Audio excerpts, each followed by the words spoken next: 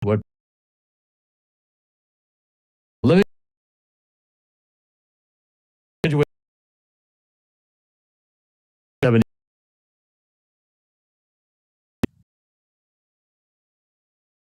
for 10 years.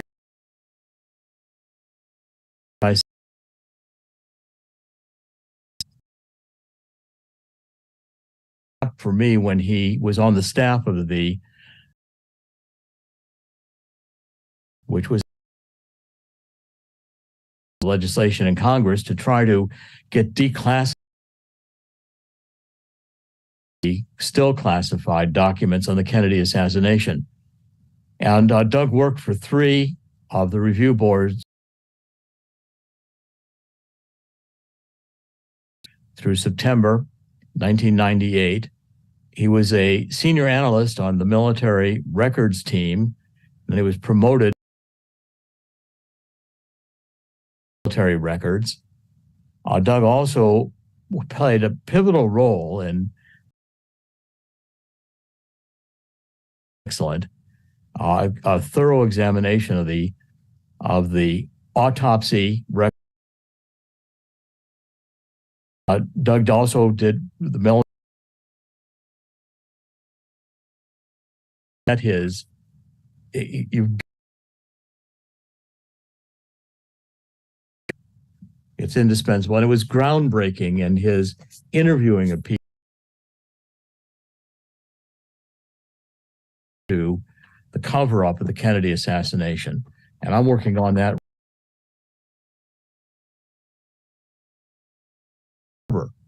He has 2 volumes here on Pearl Harbor and the road to war, telling President Franklin D. Roosevelt's successful effort to bring a united war.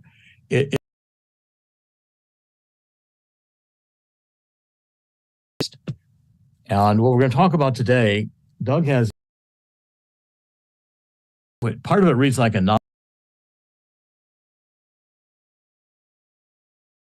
McCollum Memorandum, story of Washington, D.C. in 1940 to 1941.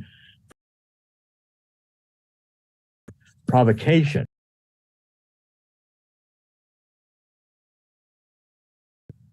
And again, follows up a book which I've also greatly admired, which is by Robert Stinnett, called Day of Deceit. Robert Stinnett was in World War II. He was on I believe one of the aircraft carriers that George W. Bush's father, George H.W. Bush, served on as a pilot. And after World War II, he was in California as a newspaper photographer, but he got very deeply interested in how Franklin Roosevelt architected Pearl Harbor in order to get the United States into World War II. And this is, I think, a seminal story when we're evaluating just the extent to which the government of the United States and governments in general lie to the public, deceive the public. And I think this is something that we, the Truth Central, I'm committed to exposing the lies. And I know no one better to do that than Doug Horne. I've truly, Doug, have admired your career, and I'm honored to have you with us today. So thank you for joining us.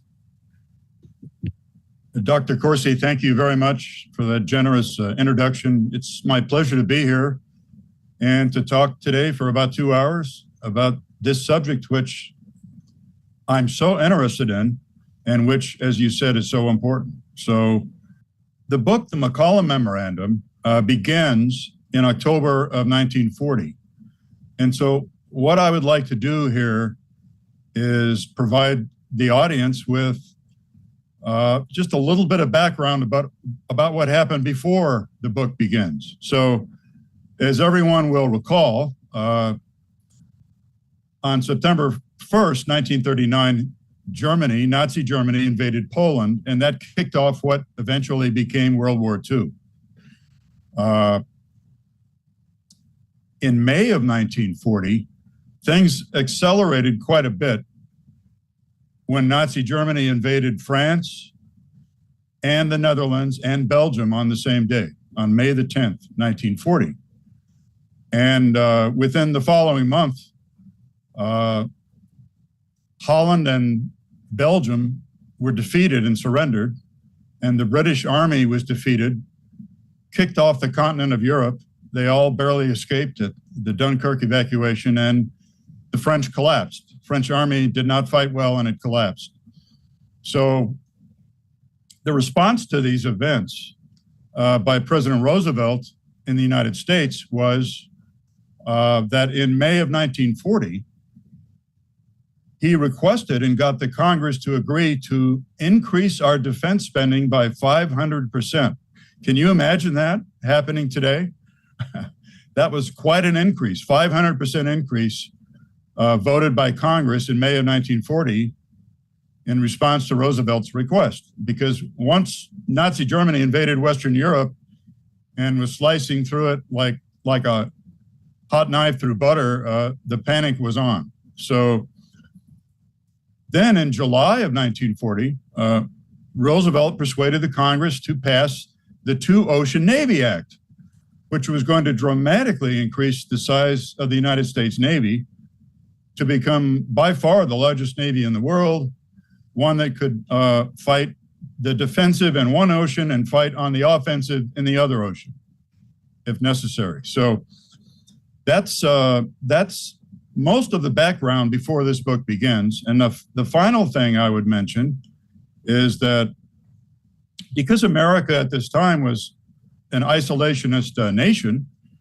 which was disillusioned and disenchanted with the World War I experience, Roosevelt, all he could do is provide some moral support for Great Britain, but he certainly couldn't commit the United States to any military action. So what he started to do during the summer of 1940 was an attempt to persuade the public, he and his cabinet members, to provide all aid short of war to Great Britain so that she wouldn't go down under the Nazi onslaught.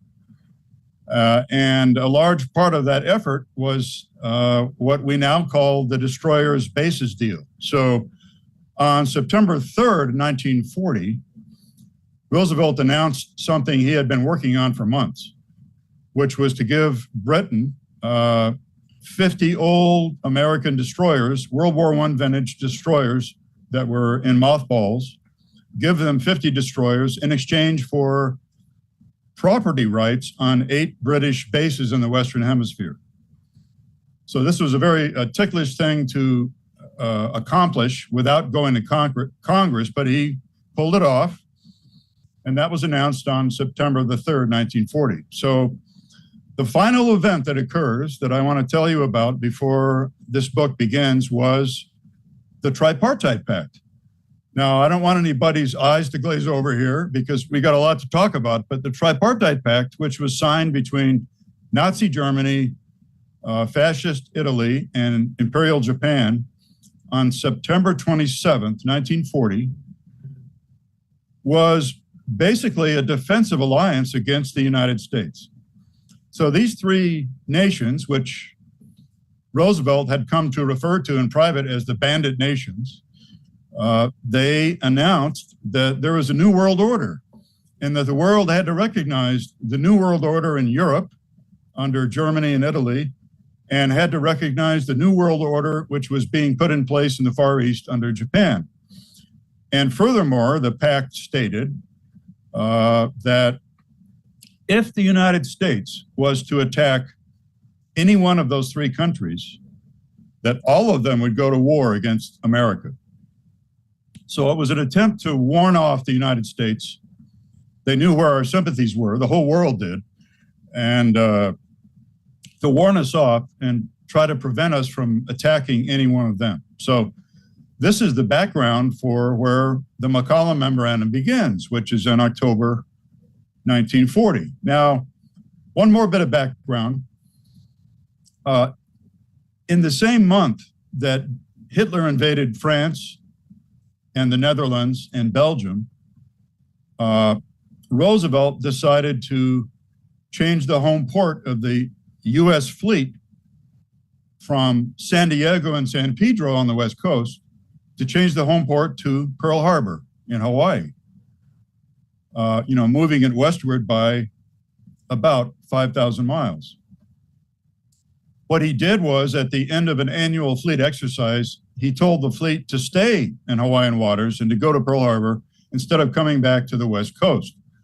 And this was very much opposed by the commander-in-chief of the U.S. fleet, Admiral Richardson, who didn't like that at all. He knew that the repair facilities and the training facilities in Pearl Harbor were inferior to those on the West Coast of the U.S., and he also felt that that would put the fleet in kind of an exposed forward deployed position, and he didn't like that either. So at his request, he flew all the way to Washington, D.C. in July of 1940 to argue with President Roosevelt against keeping the fleet at Pearl Harbor.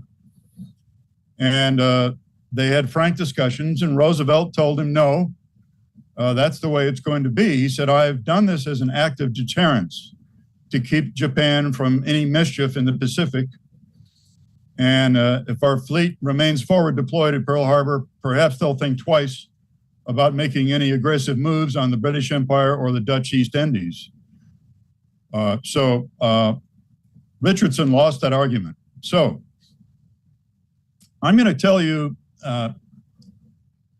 in a very brief synopsis what I'm going to discuss for the next hour and 45 minutes. And then we'll go through the details. So what I'm going to talk about is what Roosevelt's primary goal was from October of 1940 through the time of the Pearl Harbor attack on December 7th, 1941.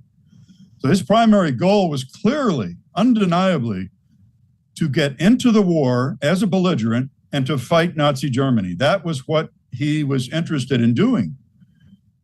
There's no doubt about it. No mainstream historian can deny that. All you have to do is read his speeches, one after the other, and beginning in December of 1940 through the end of October in 1941, and you'll see that that's the case.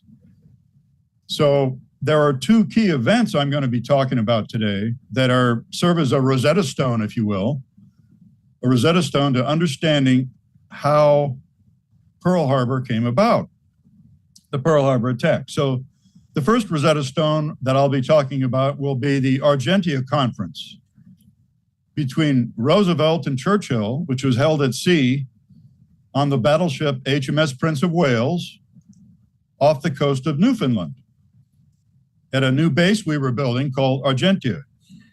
And that was one of the 8 bases that we got in exchange for the 50 destroyers. So they held a conference at sea in August of 1941. We'll be talking about that in great detail in a moment, because secret agreements were made there, which the public knew nothing about and didn't know about until years later. The second Rosetta Stone that I want to talk about is a code-breaking decrypted message that the German ambassador in Berlin sent to Tokyo in August of 1941. Now, this is the same month that the conference is taking place between Roosevelt and Churchill off of Newfoundland. So this decrypted message it's a message that was sent from Baranoshima in Berlin to Tokyo on August 15th, 1941, in which Hitler declared his intentions vis-a-vis war with the United States. And we'll get into the details of that in a moment, and you'll see that those are the pillars of the story in my book. Now, so let's get to the title. Let's get to the title of the book, the McCollum Memorandum, and ask who was Arthur McCollum and what was the memorandum that he wrote, and why did Robert Stinnett focus on it so much in his book, Day of Deceit, in the year 2000, and why am I making it the title of my book? Well, Arthur McCollum was a naval intelligence officer who was born in Japan of missionary parents in 1898, grew up in Japan as a child, spoke the language well, He served 2 tours of duty in Japan in the 1920s and 1930s. And as 1940 approaches, he's back in the Office of Naval Intelligence in Washington, D.C., and he's in charge of the Far East Desk at ONI, the Far East Desk. And what's happening is, the reason he wrote a memo is that Admiral Richardson in Pearl Harbor, the commander-in-chief of the U.S. fleet, who doesn't think the fleet should be homeported in Pearl Harbor, he's coming back to Washington again to discuss again with President Roosevelt whether the fleet should be at Pearl Harbor or whether it should retreat to the West Coast where it's safer. And so on the day before that visit, I don't believe in coincidences, and especially not in this kind of coincidence. On the day before that visit, McCollum writes a policy memo to the head of the Office of Naval Intelligence on October 7th. Now, that person, Rear Admiral Anderson, was a confidant of FDR's. He was one of the naval officers that Roosevelt would meet with regularly over cocktails in the afternoon at the White House. So I'm going to do a little dramatic reading here of just 3 or 4 of the major points in this memo. And I think forgive me, I'm pulling out the book. Once I do this reading, you'll understand why we're talking about this memo. Now, the title of this memo was Estimate of the Situation in the Pacific and Recommendations for Action by the United States. So that's the title of McCollum's memorandum. Essentially, what it said was, we don't want Japan to run wild in the Pacific and the Indian Ocean, because if they do, it may bring down the British Empire. It may be the final knife in the back that destroys the British Empire, and we don't want the British Empire to lose this European war with Hitler. So we have to stop Japan, and the earlier we do it, the better. So he was afraid of Japan running wild in the Pacific, overrunning British colonies, overrunning India, taking over the Indian Ocean, and possibly meeting German and Italian armies at the Suez Canal. That's what he was afraid of. So that's why he wrote his memo. His memo is a reaction to the Tripartite Pact. So what is the United States going to do about this alliance between Germany, Italy, and Japan? So in paragraph 8 of his memo, he says the following: a consideration of the foregoing leads to the conclusion that prompt, aggressive naval action against Japan by the United States would render Japan incapable of affording any help to Germany and Italy in their attack on England. He then continues in paragraph 9, and get a load of this. This is what he writes in paragraph 9. McCollum writes, quote, "It is not believed that in the present state of political opinion, the United States government is capable of declaring war against Japan without more ado," unquote. So you see, he was in favor of us going to war with Japan, but he realized that politically we couldn't do that without much more ado. So here are the action steps, the principal action steps that he recommended the U.S. government follow. There were 8 action steps. I'm going to read the 4 biggest ones to you, the 4 biggest ones. Send 2 divisions of submarines to the Orient. Well, we had some submarines in the Asiatic fleet, but we sent more. So that came to pass pretty quickly. At the time that Pearl Harbor was attacked, there were a lot of U.S. submarines. Most of them were older subs, but there were a lot of subs in the Philippines. Here's another recommendation he made. Keep the main strength of the U.S. fleet now in the Pacific in the vicinity of the Hawaiian Islands. So he's recommending that Roosevelt keep the fleet at Pearl Harbor. He then says, insist that the Dutch refuse to grant Japanese demands for undue economic concessions, particularly oil. Now, this is very important because at this time, Japan got 80 to 90% of its oil from the United States. Most authors say 90%. One recent author says 80%, but it was a large preponderance of its oil was gotten from the United States. And the only other alternate source Japan had was the Dutch East Indies, the Netherlands East Indies. And they didn't want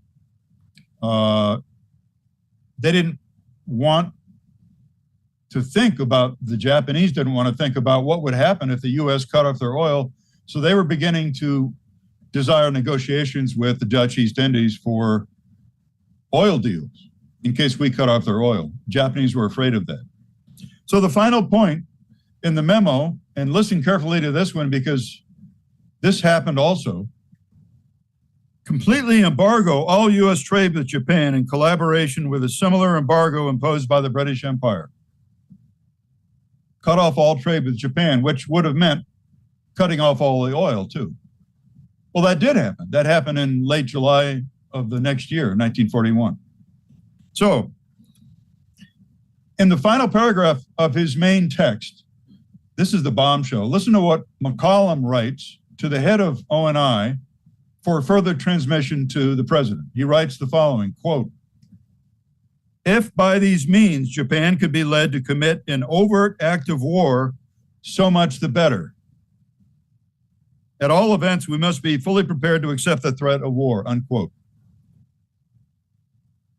I repeat, if by these means Japan could be led to commit an overt act of war, so much the better, unquote.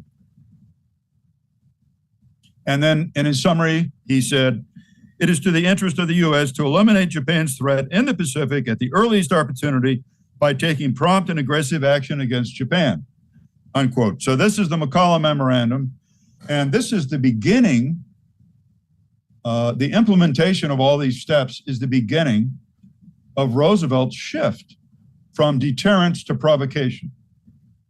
So the very next day after this memo is written, Roosevelt meets with Richardson again in Washington, with Admiral Richardson. And they clash again over basing the fleet at Pearl Harbor. And once again, Richardson loses the argument.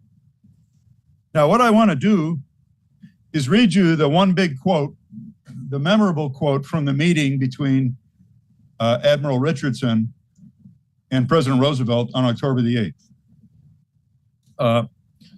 They're talking about the future, and Richardson has already lost the argument about moving the fleet back to the West Coast. He's already lost that argument, and he knows it. So then he says to Roosevelt, "Do you think we're going to get into the war?" And when Richardson asked the question, he was talking about the European war.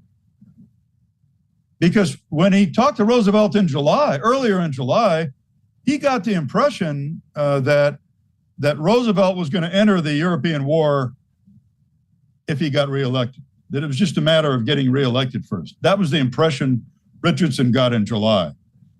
And by the way, he put all this in his memoirs, which were published in 1958. That's how we know all this. So here it is, October 8th, 1940. And Richardson says, "Do you think we'll get into the war?" And he meant the European war, and that's not how Roosevelt answered him. Roosevelt answered, "Will we get into war against Japan?" Here's what Roosevelt said, quote, "If the Japanese attack Thailand or the Kra Peninsula or the Dutch East Indies, we will not enter the war. Even if Japan attacks the Philippines, I doubt whether we would enter the war, but they cannot always avoid making mistakes. And as the war in the Pacific continues and the area of operations expands, sooner or later, the Japs will make a mistake, commit an overt act, and we would then enter the war," unquote. I repeat, sooner or later, the Japs will make a mistake, commit an overt act, and we would then enter the war, unquote. Well, that pretty much says it all. Roosevelt has read the McCollum Memorandum, and he's thinking about moving from deterrence to provocation in the future. So what happens between this meeting on October 8th and the end of the year? Well, several things. First of all, Roosevelt's running for re-election for a third term. No president has ever done that before. And there's a strong isolationist movement in the United States. About a third of the people and about half the newspapers are isolationists. So it's a significant minority that are isolationist, and they're making a lot of noise. And in fact, the American First Committee was formed on September 1st, 1940, and its primary spokesman was Charles Lindbergh, the aviator, and they were advocating not entering the war in Europe, and that we just have a Fortress America. So Roosevelt made two campaign speeches in October of 1940 in which he promised not to involve the United States in foreign wars. That's what people were worried about. They weren't sure why he was running for office. Was he running for office to keep us out of the war? Or was he running for office to get us into the war? No one was really sure. So I'm going to read you the two big quotes from his campaign speeches in Philadelphia and in Boston. And the first one is from October 23rd in Philadelphia. So here's the quote.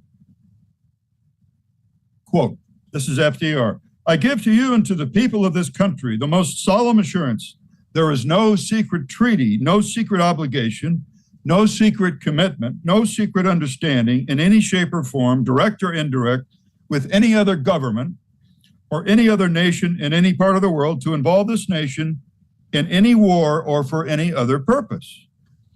And here's the punchline. We will not participate in foreign wars, and we will not send our army, naval, or air forces to fight in foreign lands outside the Americas, except in case of attack, unquote. So that was Philadelphia on October 23rd. And then a week later, on October 30th in Boston, FDR made another version of this promise, but he took off the caveat at the end. Here's what he said on October 30th in Boston. While I'm talking to you fathers and mothers, I give you one more assurance. I have said this before, but I shall say it again and again and again. Your boys are not going to be sent into any foreign wars, end quote. Now, one of his speechwriters, Sam Rosenman, had asked him when he reviewed the final draft of the speech why he had dropped the caveat, except in case of attack. And Roosevelt explained to Sam Rosenman, quote, it's not necessary. If we're attacked, it's no longer a foreign war, unquote. So Roosevelt wins re-election. It was not the landslide that he had in 1936. He won 55% to 45% in the popular vote. Excuse me. And Electoral College made it look stronger. It was 38 states for Roosevelt, 10 states for Wendell Willkie. But he won re-election to a third term. What happens is that beginning on September 7th, Great Britain is pummeled by the Blitz, by German indiscriminate bombing of British cities, primarily London, which also included the destruction of Coventry and bombing of other cities. But primarily, the target was London. And it was a terror bombing attack intended to destroy British morale and to get them to come to the negotiating table and cut a deal with Hitler, because he really wasn't that interested in invading England. He didn't have a big navy.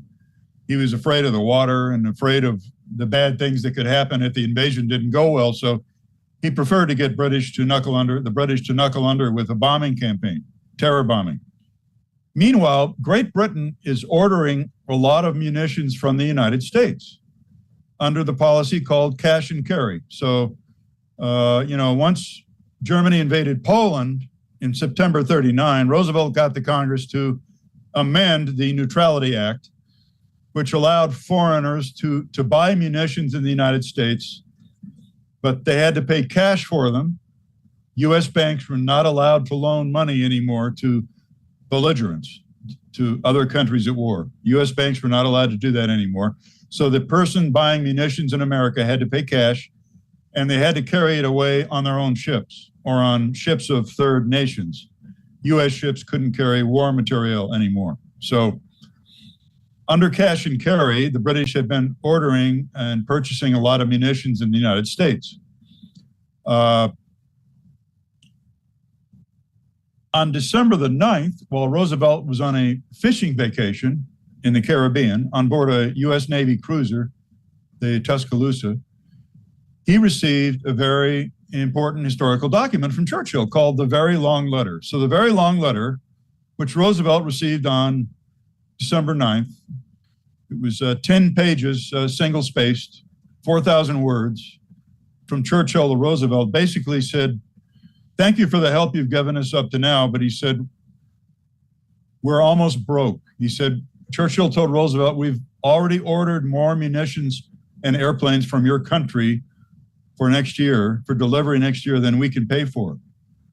And after that, we won't be able to pay for anything. He said, right now we have more on order than we can pay for next year when they're made. So he basically asked Roosevelt to give him everything he needed and to help get it over to Great Britain. And so Roosevelt struggled with this for several days, trying to decide what to do about it. And what happened next was that starting on December 17th, 1940, with a press conference, through the end of May 1941, with another major speech, Roosevelt proceeded to attempt to persuade the American people to provide all aid short of war to Great Britain and to provide it for free. And the implication always was, and if necessary, we're going to help get it over there. Although he was very reluctant to drop the hammer on that until he had to. But so his campaign of persuasion began on December 17th with a press conference in the Oval Office when he floated the idea of giving Great Britain all the implements of war they needed at no cost. So I'm going to read to you the principal statement he made during that press conference on December 17th. So Roosevelt says to the assembled media in the Oval Office, well, let me give you an illustration. Suppose my neighbor's house catches fire and I have a length of garden hose 400 or 500 feet away. If he can take my garden hose and connect it up with his hydrant, I may help him put out his fire. Now, what do? I don't say to him before that operation, neighbor, my garden hose cost me $15. You have to pay me $15 for it. What is the transaction that goes on? I don't want $15. I want my garden hose back after the fire is over, unquote. And of course, so as Roosevelt pointed out, if you help the neighbor put out his fire by loaning him your garden hose, then the fire won't reach over to your house and burn down your house either. So this was the rather simple homily that Roosevelt used to sell what became known as the Lend-Lease Program. Now, one of the worst raids on London by the German Air Force was on the night of December 29th and December 30th, 1940. And when the Luftwaffe tried to burn down the financial district called the City. And the city included St. Paul's Cathedral, one of the most famous landmarks in Great Britain. So it just so happens, as a coincidence, there are some coincidences in history, Many of the ones that historians say are coincidences are not, but this is a real coincidence. It just so happens that on that night, Roosevelt made his greatest speech of his 4 administrations. It was called the Arsenal of Democracy speech, in which he first sold the idea of Lend-Lease to Great Britain and all other countries fighting Nazi Germany. So I'm just going to read you 3 or 4 sentences from the Arsenal of Democracy speech, the fireside chat of December 29th. And by the way, St. Paul's did not burn down. It was hit by something like 28 incendiaries, and those fires on the roof were put out. People wielding buckets of sand and stirrup pumps, the fire watch. And the rest of the city around St. Paul's, the rest of the financial district did burn down that night. And so at least the next afternoon, the British people were able to read in their newspapers about this great speech that Roosevelt had made. Here's one of the big sentences in the speech. If Great Britain goes down, the Axis powers will be in a position to bring enormous military and naval resources against this hemisphere. It is no exaggeration to say that all of us in the Americas would be living at the point of a gun. Roosevelt went on to say, but we well know that we cannot escape danger or the fear of danger by crawling into bed and pulling the covers over our heads. And he went on to say, no man, tiger, into a kitten by stroking it. So this was his push against appeasement and against isolationism. So he went on to say, in a military sense, Great Britain and the British Empire are today the spearhead of resistance to world conquest. And they're putting up a fight which will live forever in the story of human gallantry. There is no demand by Britain, he meant, for sending an American expeditionary force outside of our own borders. There was no intention by any member of your government to send such a force. Well, it turns out that wasn't true, but that's what he was telling the American people. So he winds up the speech by saying, we must be the great arsenal of democracy. For us, this is an emergency as serious as war itself. There will be no bottlenecks in our determination to aid Great Britain. I believe that the Axis powers are not going to win this war. So that's the Arsenal of Democracy speech. And it was very well received, as you can imagine, by Winston Churchill and by the British people and by the American people. He followed this up on January 6th with the State of the Union address, which basically formalized this proposal that we give the nations fighting Nazi Germany and fascist Italy all material aid they need without making them pay for it. And the key line in that speech was this, quote, we cannot and we will not tell them that they must surrender merely because of present inability to pay for the weapons which we know they must have, end quote. And then he went on to propose the 4 freedoms, which were his moralistic underpinning for this kind of support, namely freedom of speech and expression, freedom of worship, freedom from want, and freedom from fear. So those are all nice sounding phrases, but the main part of that speech is that we're not going to tell them that we're not going to tell these countries they should surrender just because they can't pay for what they need. And his whole point of the Arsenal of Democracy speech and the press conference that preceded it were to say that, oh, we're not going to enter the war. This is the best way for us to stay out of the war is by loaning our fire hose to the neighbor whose house is on fire. And when his fire is out, he'll give us the garden hose back. So the Lend-Lease bill, as it came to be known, was introduced a few days after the State of the Union address in January 1941. And after 2 months of spirited debate, the Lend-Lease bill passed on March 11th, 1941. And in fact, Roosevelt's former opponent, Wendell Willkie, the Republican candidate for president in 1940, had come out in support of the Lend-Lease bill. So the thing ended up passing handily after spirited debate for 2 months in Congress. And then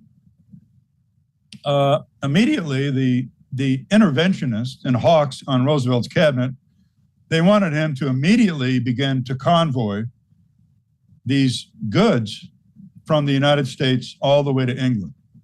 And Roosevelt wasn't ready to do that because the isolationists would have raised hell, and they would have said, no, you said you're going to keep us out of war by giving material aid to Great Britain. If you start using the U.S. Navy to convoy the ships over there, that's going to get us involved in the war. So he wasn't ready to do that by any means. So he held off on that, even though most of his advisors insisted on doing it immediately. Now, at the end of May 27th, 1941, Roosevelt made another speech in which he reiterated the need to provide as much aid as possible to Great Britain, and that we ramp up our own defense preparations to defend the United States and defend the Western Hemisphere. And this became known as the Unlimited National Emergency Speech, in which he proclaimed there was an unlimited national emergency. And I'm going to try to read just 2 or 3 sentences from that one, if I can find it here without much ado. So he summarizes as follows. First, we shall actively resist whenever necessary and with all our resources, every attempt by Hitler to extend his Nazi domination to the Western Hemisphere or threaten it. We shall actively resist his every attempt to gain control of the seas. Secondly, from the point of view of strictly military and naval necessity, we shall give every possible assistance to Britain and to all who, with Britain, are resisting Hitlerism or its equivalent with force of arms. Our patrols are helping now to ensure delivery of the needed supplies to Britain. All additional measures necessary to deliver the goods will be taken. So he ends up with the peroration saying that we reassert the ancient American doctrine of freedom of the seas. We've pledged material support to the other democracies of the world, and we will fulfill that pledge. We are placing our armed forces in strategic military position. We will not hesitate to use our armed forces to repel attack. Therefore, I have issued a proclamation that there's an unlimited national emergency. So, most of the people who heard this speech on May 27th thought that Roosevelt was about to begin to convoy British merchant ships from the United States and Canada to England. And the next day, he threw a wet blanket over that and said, no, I didn't say that. I didn't say that. And he backed off from that impression that people had gotten. And so this left everybody confused. That speech electrified everybody. It electrified his opposition and the isolationist movement. They thought he was about to begin to convoy British ships.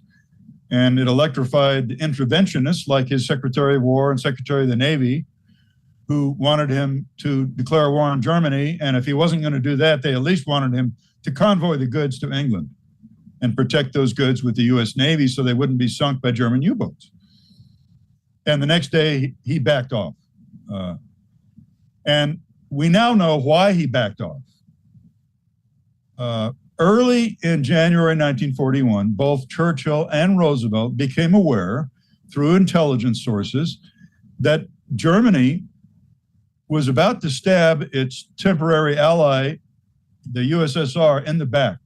Hitler was about to stab Stalin in the back and invade the Soviet Union. sometime in the late spring or early summer. They knew this. The American public didn't know that. So Roosevelt didn't want to start convoying too early. He didn't want to start this too early. He didn't want to do anything that might make Hitler reconsider and not invade the Soviet Union. So he was holding off on that decision until after Hitler had thrown the dice and made his first big mistake of the war and invaded the USSR. So Roosevelt was getting people ready for war and ready for the idea of defending the seas and freedom of the seas and doing what was needed to defend the Western Hemisphere, but he wasn't ready to convoy yet. So before I proceed, what I'd like to do is read to you just a few remarks people have made about the personality of FDR, the man we're talking about here. Understanding his personality and how he operated is essential to understanding this story of how we got in the war. Believe me, you'll understand that as we proceed. So here's my favorite quote of all the quotes about FDR. This is from Walter Lippmann, the national journalist and columnist. Lippmann wrote, quote, "Roosevelt was a wonderful finagler. He loved to take a complicated thing which involved a certain amount of deception, hornswoggling of people, and somehow get it done," unquote. Roosevelt himself said to his Secretary of the Treasury, Henry Morgenthau, he said this early in 1942, right after we entered the war. Roosevelt said the following, quote, "You know, I am a juggler and I never let my right hand know what my left hand is doing. I am perfectly willing to mislead and tell untruths if it will help win the war," unquote. Now, Roosevelt said this about himself in 1942, but this describes how he was operating in 1940 and 41. There's no doubt about it. He was a juggler, and he was juggling his instincts that we needed to get into the war with one hand versus how do I handle my isolationism problem in America, the public relations problem, with the other hand, and trying to strike a middle ground until he could do what he had to do and get us into the war. Here's what historian John Meacham said. Quote, "What could make Roosevelt a trying husband and a frustrating friend could make him a great president. Sometimes politicians have to pursue different courses at the same time and deceive those closest to them about what they are doing," end quote. And then James McGregor Burns, one of Roosevelt's biographers, said, "He could be bold or cautious, Machiavellian or moralistic, impetuous or temporizing, urbane or almost rustic." Now, there's a quote attributed to Roosevelt, which you can find on the internet. Quote, "In politics, nothing happens by accident. If it happens, you can bet it was planned that way," unquote. Now, this may be an apocryphal quote. It may be something that he didn't quite say in exactly those words, but it does represent his attitude. And then the final quote I want to read you about the subject we're talking about today was from the hero of the Battle of Midway, the codebreaker Joseph Rochefort of the Navy, the man who broke the Japanese naval code and let us know that they were coming at Midway, where we soundly defeated them in what was a very close-run battle until the miraculous 5 minutes in June of 42. So Joe Rochefort, later in his life, in the year 1970, in his oral history with the Navy Department, said the following: "The attack on Pearl Harbor was a pretty cheap price to pay for unifying the country," end quote. That's not me saying that. That's Joe Rochefort, the hero of the Battle of Midway. Okay, so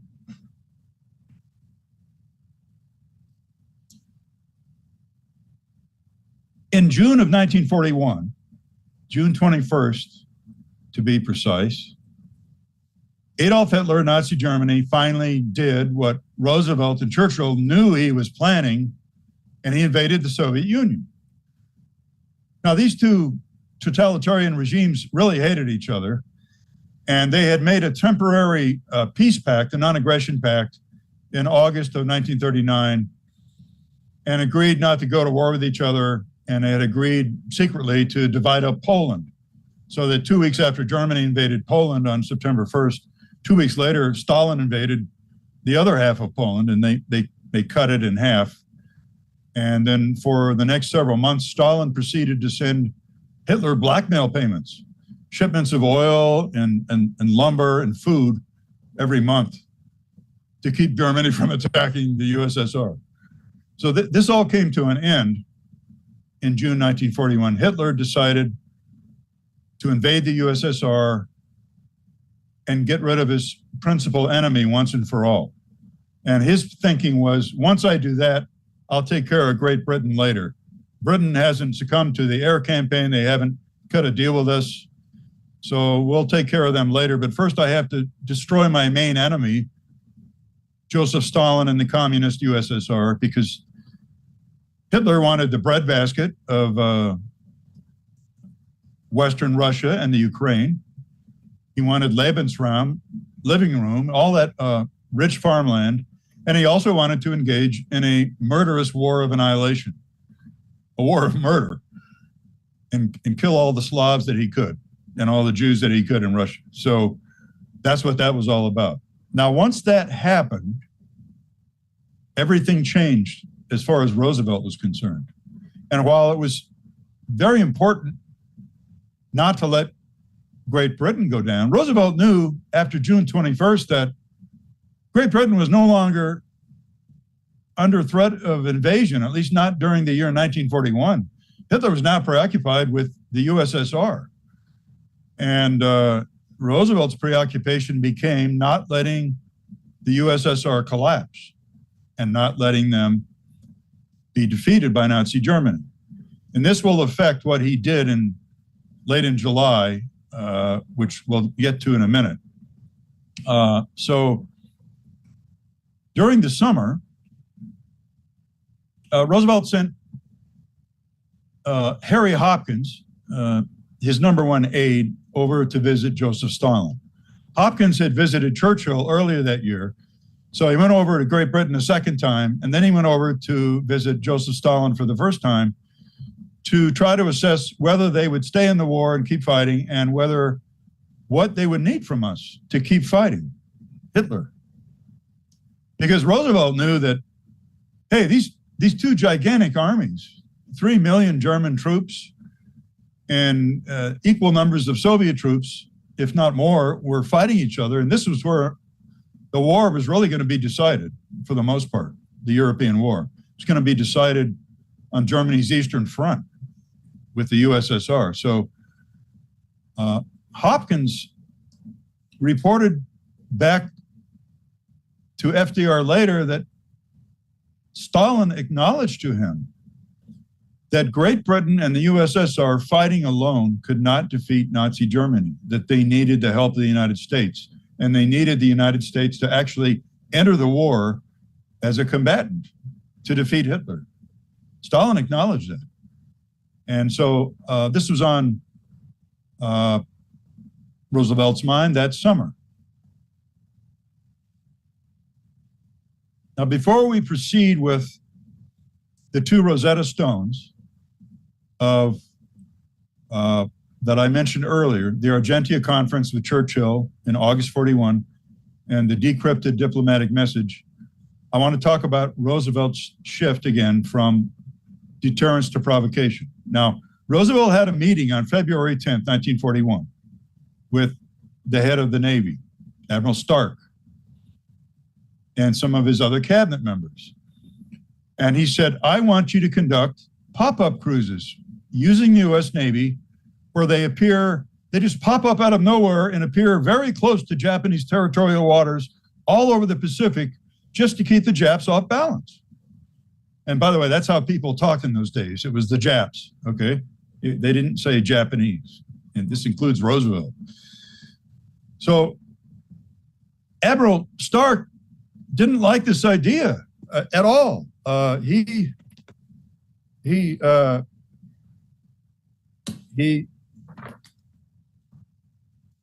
was afraid that it would lead to war with Japan. So he wrote about this in one of the many letters that Stark wrote to his friends, and that's how this was recorded for history. So Roosevelt said during the meeting, "I think I shall call them pop-up cruises. I just want them to keep popping up here and there and keep the Japs guessing." Now listen to this. Roosevelt said, "I don't mind losing 1 or 2 cruisers, but do not take the chance on losing 5 or 6, end quote. Really?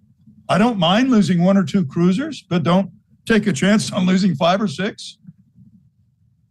That is a very revealing state of mind for FDR. So Stark told the president, he said, "Mr. President, if we carry out cruises of this nature, it will precipitate hostilities." Roosevelt said, "Do it anyway."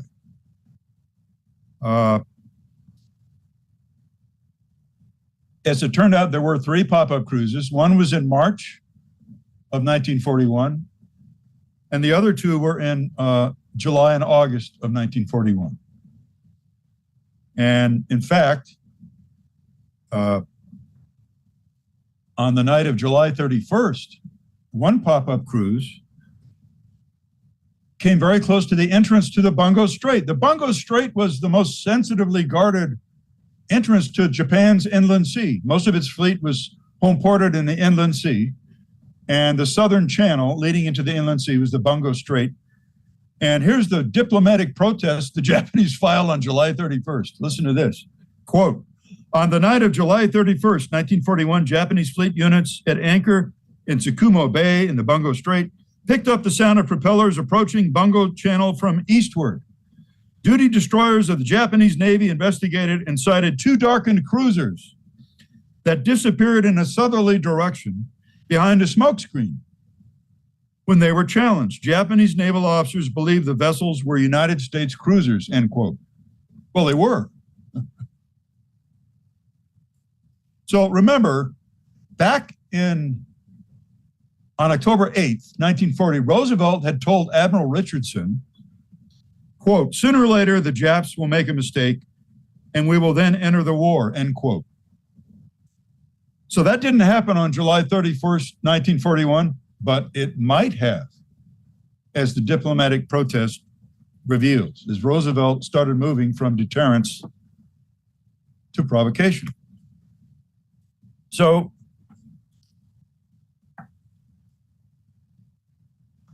Roosevelt became so preoccupied with not allowing the Soviet Union to go down that he took steps to prevent the Japanese from invading Siberia in 1941. So remember, the Japanese were the traditional enemies of Russia ever since the Japanese-Russo War, Japanese-Russian War of 1904 and 1905. Now, Japan won that war, but it was exhausted at the end of it. Exhausted in terms of manpower and material. Officially, the Japanese won, but they were exhausted. And the war ended up with a lot of Japanese troops in Manchuria after 1931, and a lot of Russian troops in Siberia and in Mongolia. So as soon as Hitler invaded the Soviet Union in June 1941, the Japanese began to have an internal debate about which way to go. Are we going to go south and take the resources of the South Pacific, the oil of the Dutch East Indies, the rice of Southeast Asia, the tin and rubber of Southeast Asia, or are we going to go north and attack our traditional enemy, Russia, while they're weakened by the Germans? And there was this debate going on within Japan, and from code breaking, which I'll talk about in a minute, we knew that. So Roosevelt finally took big steps at the end of July 1941 to make sure that the Japanese did not go north and attack the Soviet Union. Roosevelt put a financial freeze on all Japanese assets on July 26, 1941. Right before he went off to meet with Churchill off of Newfoundland, he froze all Japanese funds. Now, he didn't tell the public this, but what this meant was that it was a de facto oil embargo against Japan. So the Japanese had been stockpiling bunker oil, heavy oil for their Navy for 2 years, buying all they could from us. And what he did was, with the funds freeze, was cut off their oil without calling it an oil embargo, but that's really what it was. And by doing so, he ensured that the Japanese would not go north and attack Russia and knock them out of the war with Hitler, but instead they would have to go south. Because the only other place the Japanese could get oil was from the Dutch East Indies, the Netherlands East Indies. And in fact, the Japanese had been negotiating with the Dutch for about a year when the Dutch, at our urging, finally cut them off. So in June of 1941, in early June, the Dutch finally told the Japanese, no deal, we're not going to sell you all this oil you want. We don't trust your future intentions in the Pacific. We're not going to sell you this oil. Too bad. And so the Japanese immediately knew that if the Americans ever cut off their oil supply, they're going to have to get it by invading the Dutch East Indies. So something I haven't mentioned yet is the Japanese invaded China in 1937. And by the time we get to 1941, the summer of 41, Japan has been involved in this big war with China for 4 years, and they can't win the war. They've occupied a lot of territory, sacked a lot of cities, including the horrible rape of Nanking in 1937, but they can't win the war and bring it to a termination. And it's destroying the Japanese economy. Most of their people at home don't have enough food to eat, and the war is very expensive for the Japanese. And so they're stuck like a fly to fly paper. And so the Japanese knew, and we knew as well, they could not both attack Russia in the north and go south to get the resources of Southeast Asia at the same time. They only had enough resources to either go north or to go south. So by cutting off Japan's oil in July of 1941, July 26th, Roosevelt ensured that they would not be able to go north and fight this war in Siberia against their traditional enemy, Russia. Japan instead would have to go south and southeast to get the oil of the Dutch East Indies through conquest. And they wouldn't be able to attack Russia. Now, this ended up later saving Stalin's bacon, because in October of 1941, after Hitler's offensive slowed down considerably, Stalin transferred 1.5 million troops from Siberia to defend Moscow. And the reason Moscow didn't fall, one of the reasons, late in 41, was because Stalin had transferred all these troops. Because by this time, Stalin knew that Japanese weren't going to attack him in Siberia. Well, Roosevelt is the one that engineered all that with the oil embargo at the end of July 41. But by embargoing Japanese oil in July 41, Roosevelt did ensure that eventually Japan would attack the Dutch East Indies, and he did ensure that eventually Japan, a very embittered Japan, would go to war with the United States. Now, he didn't know where or when, but he knew that eventually they would go to war against us out of a sense of rage and anger over what he had done. But he did save Stalin's bacon. So let's talk about code breaking, because code breaking is a big part of this story, and it's going to become a big part of the story from now on. So let's talk about the two principal codes that the British and the Americans were breaking that allowed our leaders to have insights into what the enemy was doing as America proceeded toward entering World War II. So one code-breaking effort was called Magic, the breaking of the Japanese high-level diplomatic code by the United States. And to make a long story short, after 18 months of effort, the United States Army's Signal Intelligence Service, the U.S. Army civilian geniuses, really, mathematicians, figured out how to break the new Japanese diplomatic code. They figured out that the Japanese were encoding their diplomatic messages by electronic means, and they figured out a mathematical way to build an analog machine which would copy what their machine was doing and decode those messages. It took a year and a half to do this. And the Army turned its plans for how to build this machine over to the U.S. Navy. And the U.S. Navy ended up building 8 of these so-called purple machines. We called it the Purple Code.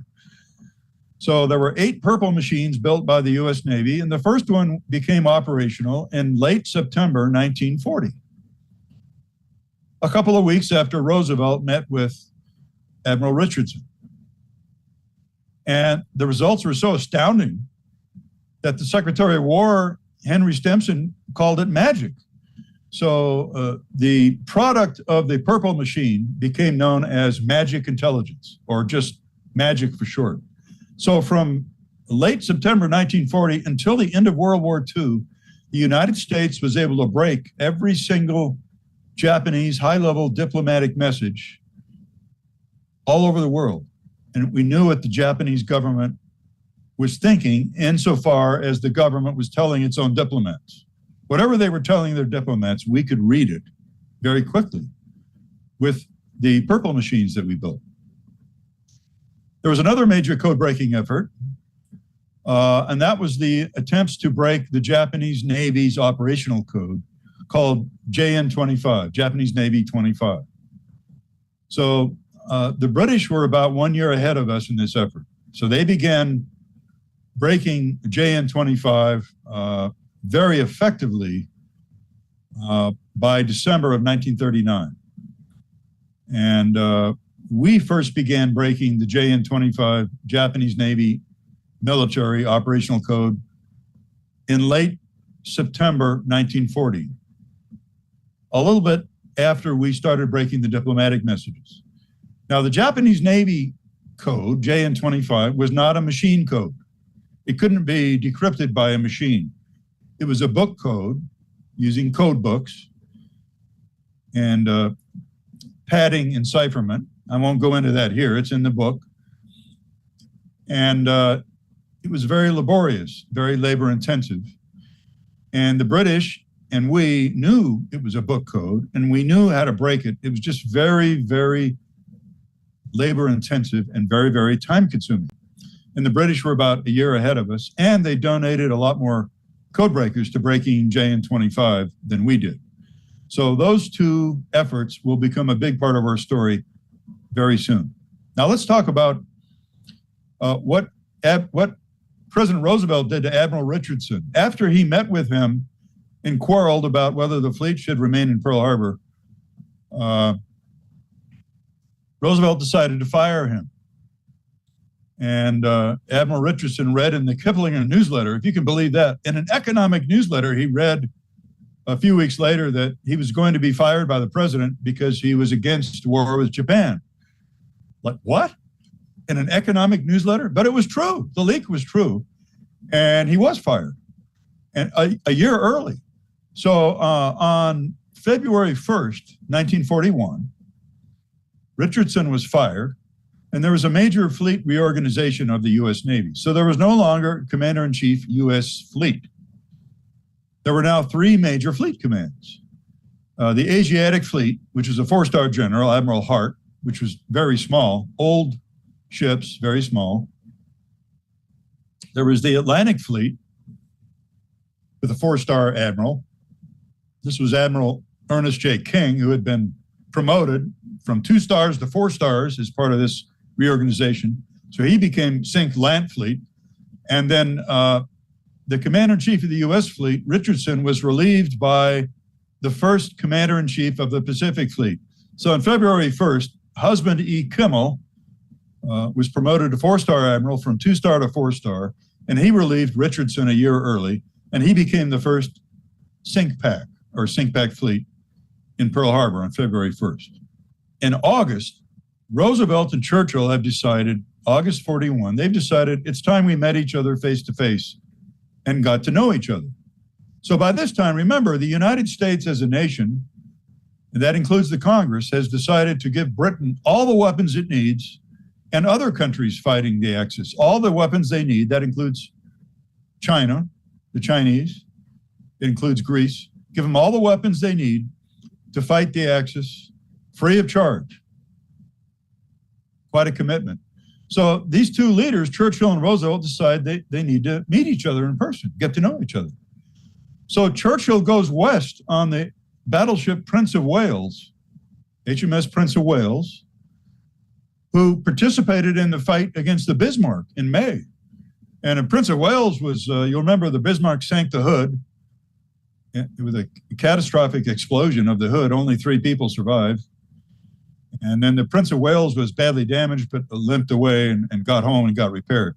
So here comes the Prince of Wales into Argentia Bay on August the 9th, 1941, with Churchill on board. And Roosevelt has come up to meet him in secret on a U.S. heavy cruiser.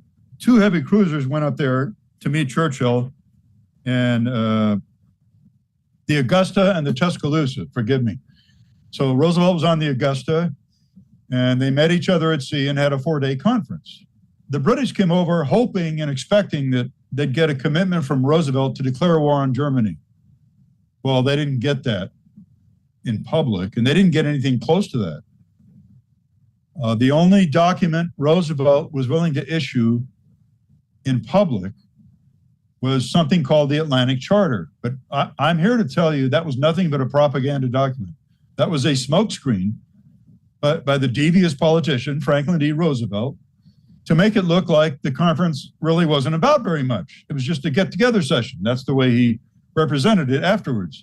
The Atlantic Charter basically said, Great Britain and the United States, after the defeat of Nazi Germany, it didn't say how this would happen. It said, after the defeat of Nazi Germany, we're going to make sure that there's a world that's better to live in, where all peoples have self-determination and where there's free trade for everybody. And we'll try to devise ways where we'll have a safer world where we don't have wars like this again. So that's really about all the Atlantic Charter said. And the real story about the Argentia Conference is the secret agreements Roosevelt made with Churchill, which the American people never knew about until many years later. So I'm going to tell you what those secret agreements were and why it's a Rosetta Stone in understanding how Pearl Harbor came about, how we entered World War II. So after the conference was over and Churchill got home and reported to his cabinet what Roosevelt had really said in private, and after those cabinet minutes were declassified many years later, we now know what Roosevelt promised in private to Churchill in August of 1941.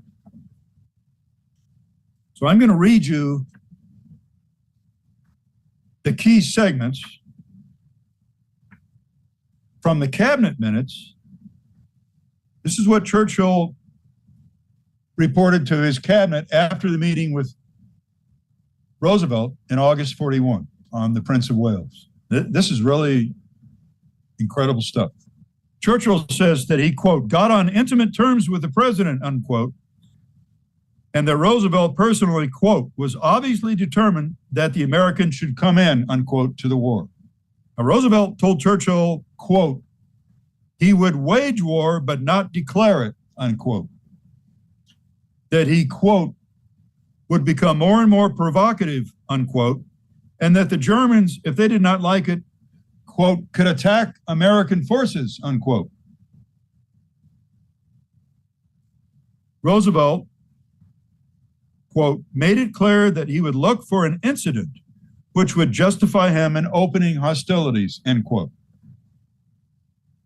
Roosevelt told Churchill in private that if he asked for a declaration of war from the Congress at the present time, in August 41, that there would be a debate that would last for 3 months.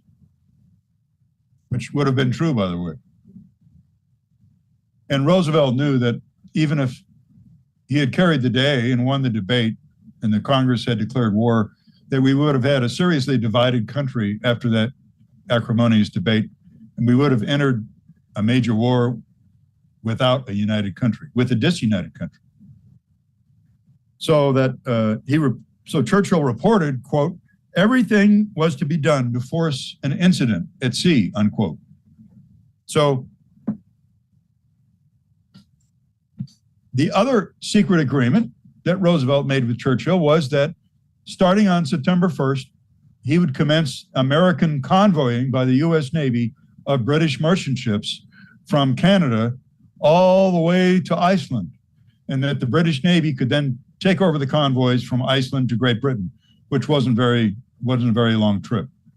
So the long-awaited convoy decision had finally been made by Roosevelt. You know, he waited first until Hitler invaded the Soviet Union so that Hitler wouldn't have any reason to change his mind. And he decided at Argentia that I'm going to begin convoying all your merchant ships. I'll take over that job, take them all the way to Iceland, starting September 1st. Now, as it turns out, that effort didn't really begin until September 16th, because the next big convoy wasn't ready until September 16th, but it did begin on that date. And what Roosevelt knew would happen as soon as he started convoying is there would be incidents at sea between U.S. Navy ships and German U-boats. He knew that was inevitable. And remember, he had just told Churchill that I'm going to become more and more provocative in the attempts to provoke an incident. So what he wanted was a casus belli. A casus belli is a cause for war, an excuse for war. That's what he wanted. That's what historians call this, a casus belli. That's what Roosevelt was seeking. And he knew that as the leverage to get that to happen was the convoying decision, which he also made in secret at Argentia. So Roosevelt went home and Churchill went home, and they were both presented with a key diplomatic decrypted message, which had been broken by the purple machine, a Japanese diplomatic message from Berlin to Tokyo, from the Japanese ambassador in Berlin to Tokyo, that had gone out in August, while the two heads of state were still at sea. Roosevelt was coming home, Churchill was going home. So on August the 15th, the Japanese ambassador to Berlin, Baron Oshima, sent the following message to the foreign ministry in Tokyo, and the purple machine decoded it. So I was able to obtain the actual decrypt from the British National Archives in 2017. I don't believe it was declassified until the mid-1990s. And I had read about it in secondary sources, but believe me, it was misrepresented in secondary sources.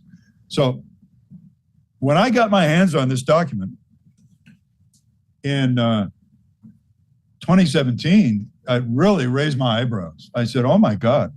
So listen to this now. This is the Japanese ambassador in Berlin to the foreign ministry in Tokyo, August 15th, 1941. He said, when seeing Dietrich, I'll tell you who Dietrich was in a minute. When seeing Dietrich on the 9th of August on other business, Dietrich told me he had been at general headquarters until the previous day, and he had just returned to Berlin. While talking about the question of America, he said that Hitler had declared that in the event of a collision between Japan and the United States, Germany would at once open hostilities with America. In view of the fact that this talk with Dietrich was entirely fortuitous, it's difficult to do other than accept this statement at face value, end quote. So once again, here's the key sentence in this memo. When talking about the question of America, Dietrich said that Hitler had declared that in the event of a collision between Japan and the United States, Germany would at once open hostilities with America, end quote. Wow. So I'm going to read you, that's the British decryption. Here's the American decryption from the same message. It's different only in tone for one or two sentences. On the 9th, when I called on Dietrich to discuss some other matter, Dietrich said he had been at headquarters until the previous day, and when the question of the United States came up in the course of a conversation, Hitler had said that if a clash occurs by any chance between Japan and the United States, Germany will at once open war against the United States, unquote. Oh, and it continued. In view of the fact that my meeting with Dietrich was not a prearranged one, I don't believe this conversation was premeditated, unquote. So the key sentence here, just a slight difference in nuance, was that, quote, Hitler said that if a clash occurs by any chance between Japan and the United States, Germany will at once open war with the United States, unquote. This is a big deal. I want all of you listeners to understand something. Roosevelt preferred to get into war with Germany through the front door. He preferred to get into war with Germany through naval incidents in the Atlantic that would create a war fever with the American public.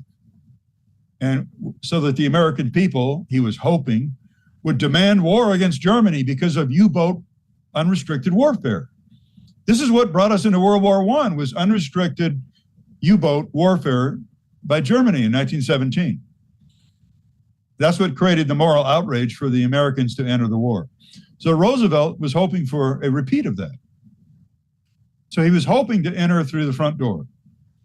But this secret diplomatic message, decrypted by the British on August 23rd, decrypted by the Americans on August 15th, revealed that if we got into any kind of a scrap, any kind of hostilities with Japan, even if Japan started it, Hitler didn't care. Hitler would declare war on the United States. So this was a card that Roosevelt had in his hip pocket the rest of that summer and all during the autumn of 1941. He had this in his hip pocket. So to make a long story short, what happened was there were 3 incidents at sea, as Roosevelt has anticipated, between the U.S. Navy and German U-boats during the fall of 1941. So the first one, I'm going to summarize this very briefly. The first one was destroyer USS Greer had 2 torpedoes fired at it by a German U-boat on September the 4th. This was even before we started the convoying, but the Greer was in the vicinity of Iceland.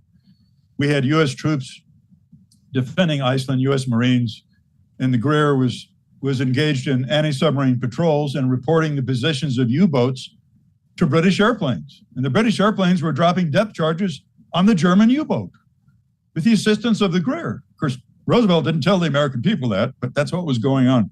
So the U-boat fires 2 torpedoes at the Greer, and they both missed. So Roosevelt, there was a slight delay because his mother died at Hyde Park on September the 5th. But a few days later, he returns to Washington, and on September 11th, Roosevelt makes a major speech about this. And the press called it the shoot-on-sight speech, where Roosevelt called the U-boats the rattlesnakes of the Atlantic. And he said, what's the first thing you do when you see a rattlesnake? You crush it with your boot. And he said, we're going to destroy these rattlesnakes of the Atlantic. And he went on to talk about how, the U-boat fired on the USS Greer, which was minding its own business, which really wasn't true. And so the press dubbed it the shoot-on-sight speech. A second incident occurred after the convoying began officially on the, oh, by the way, during the shoot-on-sight speech, Roosevelt said, we are going to do all we can to keep open the freedom of the seas and to keep the Germans from closing off the Atlantic to free trade. So that was his way of justifying the convoy decision. He never announced officially that I've begun convoying British ships from Canada to Iceland. That's a major commitment. It's a military commitment, military and diplomatic commitment, but primarily a military one. Okay, now the second of these three incidents at sea that provided the potential for a casus belli was the torpedoing of the USS Kearney on October 17th, 1941. So this time the U-boat that fired the torpedo actually hit the American destroyer. And the Kearney almost sank. This was near Iceland. And there was a noteworthy loss of life. And with some assistance, the ship barely made it back to Iceland. And Roosevelt went big on this. He gave a Navy Day speech on October 27, 1941, in which he pulled out all the stops and actually went over the top. He was over the top in his emotional appeals to the American people to go to war. It's clear that that's what he wanted. And I'm going to read some of the excerpts from the speech, and you're going to see how all in he was on this. This was his primary goal now, was to enter war with Germany through the front door, through actions at sea between the U.S. Navy and the German Kriegsmarine. So here are some quotes from his Navy Day speech on October 27, 41. We have wished to avoid shooting, but the shooting has started, and history has recorded who fired the first shot. In the long run, however, all that will matter is who fired the last shot. America has been attacked. The USS Kearney is not just a Navy ship. She belongs to every man, woman, and child in this nation. He then proceeded to read off a list of the states from where all the dead crew members were from. And then he says, Hitler's torpedo was directed at every American, whether he lives on our seacoasts or in the innermost part of our nation. And then he says, quote, the purpose of Hitler's attack was to frighten the American people off the high seas, to force us to make a trembling retreat. This is not the first time he has misjudged the American spirit. That spirit is now aroused. He goes on and actually went way over the top in describing purported German plans to take over South America and Central America and abridge freedoms of religion in the New World, quoting a map which is probably non-existent, or if it existed, it was probably just British propaganda. And so he gets off of that topic and gets back into the topic of what happened to the USS Kearney. And he says, the forward march of Hitler and of Hitlerism can be stopped, and it will be stopped. Very simply and very bluntly, FDR said, we are pledged to pull our own oar in the destruction of Hitlerism.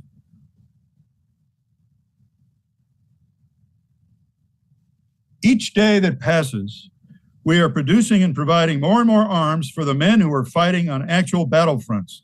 That is our primary task. And it is the nation's will that these vital arms and supplies of all kinds shall neither be locked up in American harbors nor sent to the bottom of the sea. It is the nation's will that America shall deliver the goods. In open defiance of that will, our ships have been sunk and our sailors have been killed. Our determination to not take it lying down has been expressed in the orders to the American Navy to shoot on sight. These orders stand. Our American merchant ships must be armed to defend themselves against the rattlesnakes of the sea. Our American merchant ships must be free to carry our American goods into the harbors of our friends. Our American ships, American merchant ships, must be protected by the American Navy. He continues, it can never be doubted that the goods will be delivered by this nation, whose Navy believes in the tradition of damn the torpedoes, full speed ahead. Our Navy is ready for action. Indeed, units of it in the Atlantic Patrol are in action.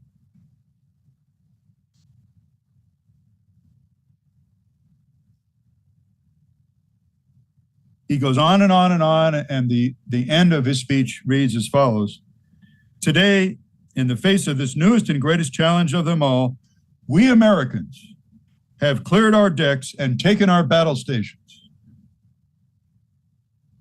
We stand ready in the defense of our nation and the faith of our fathers to do what God has given us the power to see as our full duty, end quote.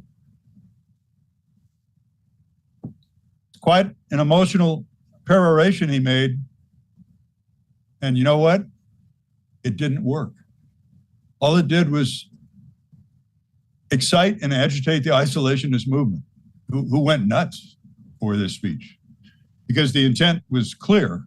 He was hoping for some kind of spontaneous resolution of war in Congress, and nothing of the kind happened, except a lot of pushback. So just a few days later, on October 31st, the third of these three incidents at sea happened, and the U.S. destroyer, USS Reuben James, was sunk by a German torpedo, actually sunk with great loss of life.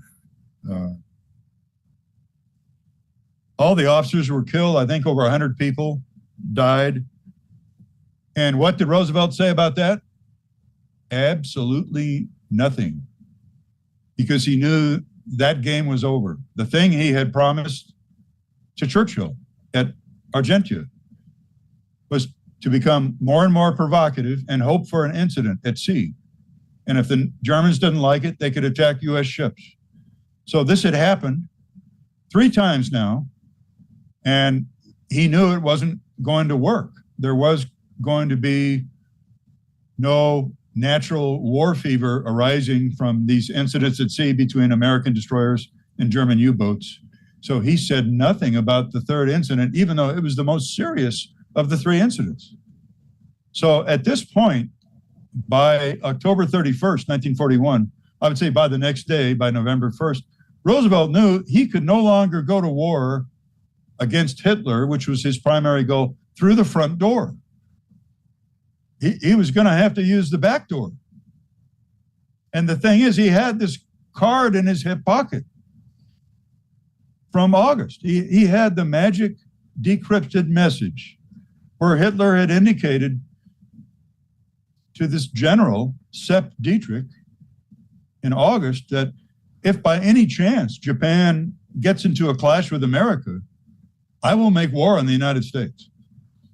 So he had that card in his hip pocket. And the one thing I haven't done yet is tell you who Sepp Dietrich was. So in that message, and you get to read a facsimile of the actual decrypted message on the last page of my book. It's on page 438, the actual message that I got from the British National Archives. And I also put it in a special chapter where you can read it, where the text is bigger. The Japanese ambassador mentioned meeting with somebody named Dietrich. So I want to tell the audience who Dietrich was. Dietrich was Sepp Dietrich. Sepp Dietrich had been Hitler's chauffeur in the 1920s, member of the SS. Then he became the head of the SS bodyguard during the 1920s. Hitler's elite bodyguard, the SS guys in the black uniforms with the skulls on their collars and the skulls on their uniform caps. And then when the war began when the war against the West began in the spring of 1940, Sepp Dietrich had become an SS general and commanded SS combat units against the Netherlands and France. So this was a trusted confidant that Hitler was speaking to in that decrypted message. So it wasn't just some promise that Hitler made to a diplomat, this was his innermost thoughts spoken to a confidant, one of the, what they called the early fighters from the early days of the Nazi movement. So for this reason, Roosevelt and Churchill could believe what was in that telegram. I mean, they knew Hitler was serious. He was revealing his innermost intentions. So, Roosevelt had no reason not to believe what was in that decrypted message, that if we got into an armed conflict with Japan for any reason, Hitler would make war on America, and then that would solve his problem. So what happened during November is that on the surface, the United States was pursuing détente with Japan. And by that, I mean this diplomatic arrangement called the modus vivendi. Modus vivendi is a Latin phrase that means a way of living together. So what the Japanese were pursuing in Washington and what the United States was pursuing with them was a modus vivendi, which would be a temporary calming down period and a way to postpone what seemed like an inevitable war with Japan, to postpone it for at least 3 months. So both the Japanese ambassadors in Washington and Secretary of State Cordell Hull, at Roosevelt's urging, were pursuing a modus vivendi. And what the Americans did not know was that the oil embargo had a dramatic effect in Japan. The oil embargo imposed by the funds freeze on July 26, 1941, by August, we know now that internally, the Japanese army had decided, we cannot invade the Soviet Union this year. It's not possible without a source of oil. So we're going to have to go south, expand to the south, and get the oil from the Dutch East Indies by conquering that Dutch colony. And so that decision had been made in August. And on September the 6th, unknown to the Americans, on September the 6th, at an imperial conference blessed by the Emperor of Japan, with the entire liaison council present, which is the heads of the military, the imperial conference had decided, we are going to prepare for war with Great Britain, the Netherlands, and the United States. And at the same time, we'll pursue diplomacy. And if the diplomacy is not successful by early October, then we'll go to war with America and Great Britain and the Netherlands.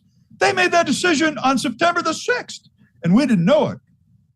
So in November, Roosevelt and Cordell Hull, Secretary of State, and the Japanese diplomats, they knew nothing about Pearl Harbor, by the way. They knew war was a high likelihood. They knew nothing about the Pearl Harbor attack. So they were proceeding toward this modus vivendi, this temporary easing of tensions to try to restore a flow of some of the oil, and maybe the Japanese troops would withdraw from southern French Indochina, withdraw back into northern French Indochina as a sign of good faith, blah, blah, blah. So by the 25th of November, the US cabinet, Roosevelt's unofficial war council, this is his Secretary of the Navy, Secretary of the Army, the head of the Army, George Marshall, the head of the Navy, Admiral Stark, and his Secretary of State, they had all approved this modus vivendi, this attempt to postpone a war for at least 3 months by making nice with Japan for a while. And by November 25th, this had been approved by us. And in fact, at the same time this was happening, Roosevelt made a very revealing statement in a cabinet meeting, which was recorded in the diary of Secretary of War Henry Stimson. So it's very important that I read this to you. The mainstream historians don't like this quote, and they either ignore it or try to poo-poo it as if it didn't mean very much. Well, it means a lot, because it reveals Roosevelt's inner intentions, okay? So remember what the McCollum Memorandum had said when he wanted Roosevelt to shift, excuse me, from deterrence to provocation, was that if we can get Japan to commit an overt act, so much the better, because then we can knock them out. So at this cabinet meeting on November 25th, right before Roosevelt and everybody else thought the modus vivendi was going to be implemented, Stimson recorded this in his diary that the president said, quote, this is FDR now on November 25th. The real problem is, how do we maneuver them, the Japanese, how do we maneuver them into firing the first shot without allowing too much danger to ourselves, unquote. That's the president of the United States saying that in private to his war council, what would become his war cabinet in a very short amount of time. And after the war, Stimson testified as follows when he was asked by Congress to comment upon that statement made by the president. And so Stimson testified as follows after the war, during the congressional investigation. He said, in our view, it was desirable to make sure the Japanese be the ones to do this, to fire the first shot, so that there would remain no doubt in anyone's mind as to who were the aggressors, end quote. And then George Marshall said this was his attitude at the time when he testified before Congress. His attitude was, when war begins with Japan, the Japanese must be given no opportunity whatever to claim that we had taken some overt act which forced a state of war upon them. If they create a situation, however unjustified, however logical, in which they could lead even a portion of our people to believe that our overt action had forced them into an act of war, we would have a divided country, which would be a terrible tragedy in a war situation. They both endorsed at the time, both Marshall and Stimson. This is the Secretary of War, Stimson, and the Secretary of the Army, George Marshall, endorsing the fact that the Japanese had to be placed in position to fire the first shot before we went to war with them. We couldn't fire the first shot or we'd have a divided country. That happened.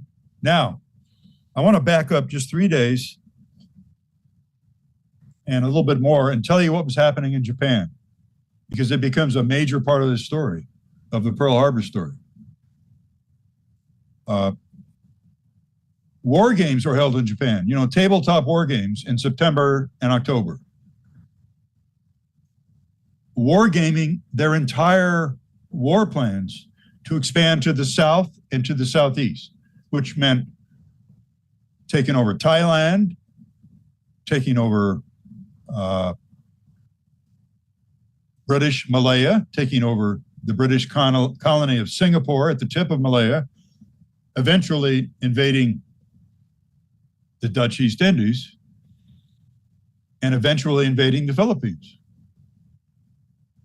And the tabletop games also included Yamamoto's pet project, which was attacking the U.S. fleet at Pearl Harbor on the first day of the war. The interesting thing about Yamamoto, Admiral Yamamoto, was the head of the Japanese combined fleet. He was not the head of the entire Navy. The head of the entire Navy was the head of the Japanese Imperial Naval Staff. That was Admiral Nagano. So Nagano was the head of the Japanese Navy Imperial Staff. But the head of the fleet, the one who would actually control the fleet during the war, was Yamamoto. And Yamamoto had recommended actually attacking Pearl Harbor back in January of 1941.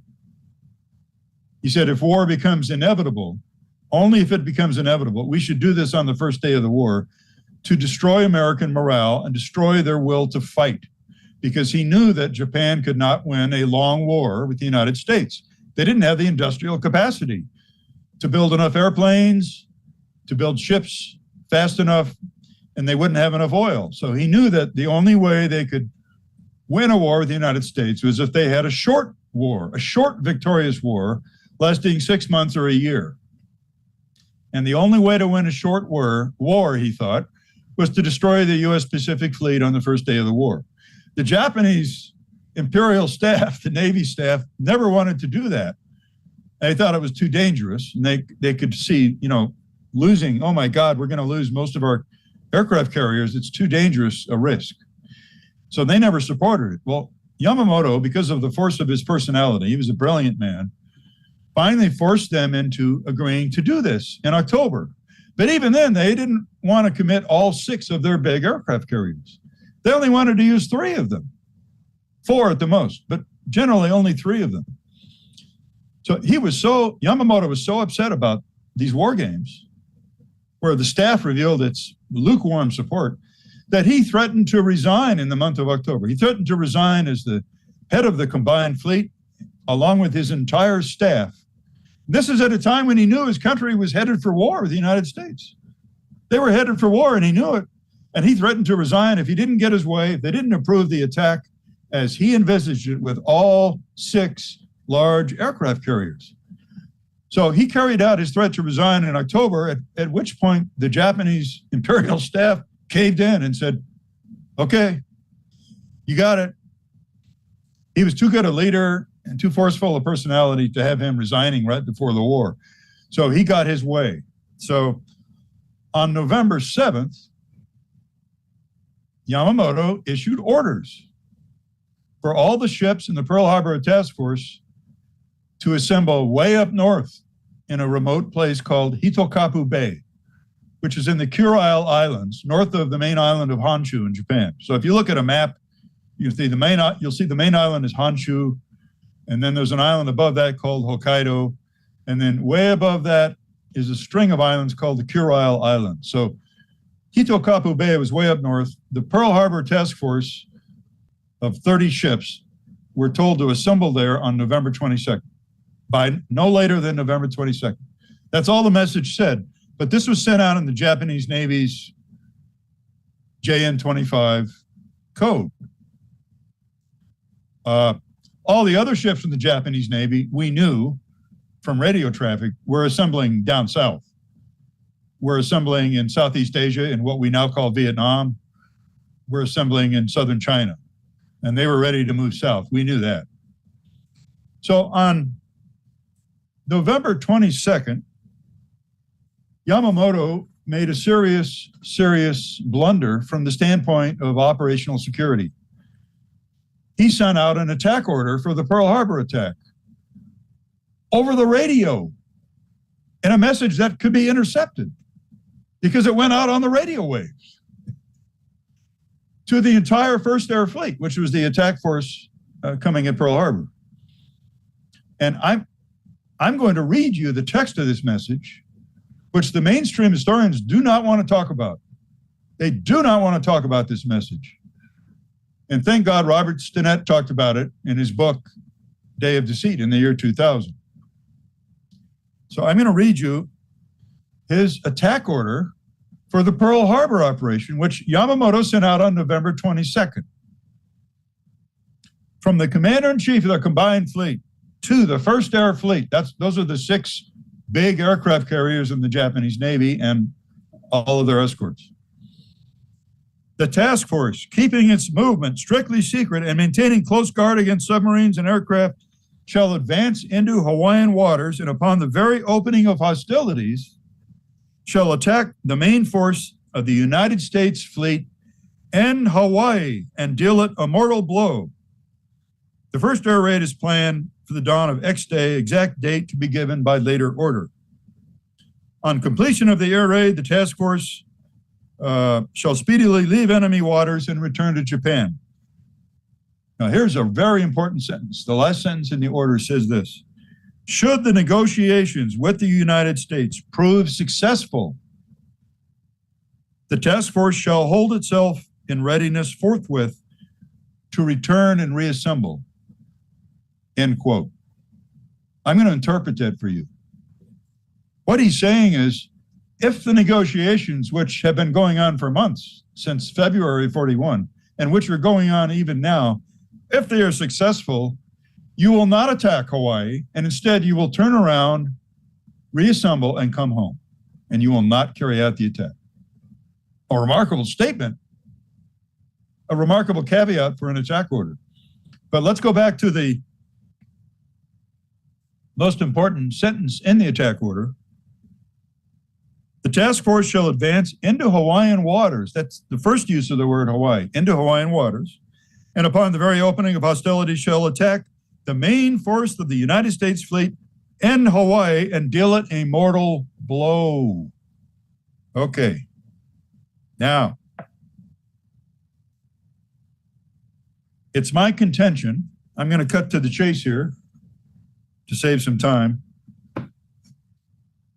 that the British JN-25 decoding effort, which was a year ahead of ours and much more sophisticated than ours, that they decoded this message.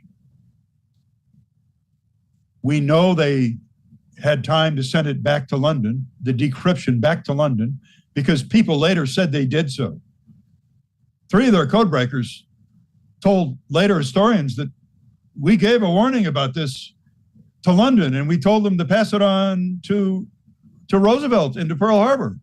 But we know we notified London, and they sent the warning back to London. It's my contention that Churchill, almost certainly, I'm as certain as I can be, that he turned around and sent this decrypted message to Franklin Roosevelt so that he had it in his hands by the morning of November 26th, 1941. Why do I say that? Well, first of all, it was possible. The British had a secret means of communication with their number one propaganda and intelligence agent in the US that bypassed the State Department. So this Canadian, William Stevenson, the man called Intrepid, who later wrote his own book, William Stevenson ran the British supply mission in New York City, which was responsible for getting all the Lend-Lease aid from the United States. It was also his job to mold American public opinion and get us to the American public to be in favor of entering the war. He operated out of Rockefeller Center, New York City. They had a secret underwater cable, which didn't have to use radio broadcasts that went through the air, an underwater cable, which wasn't tapped, directly to the East Coast, which ended up in his office in New York City. And it had been used before for various things. So it's my contention that Churchill sent this decrypted Yamamoto message of 22 November to Roosevelt in time for him to get it on the morning of November 26th.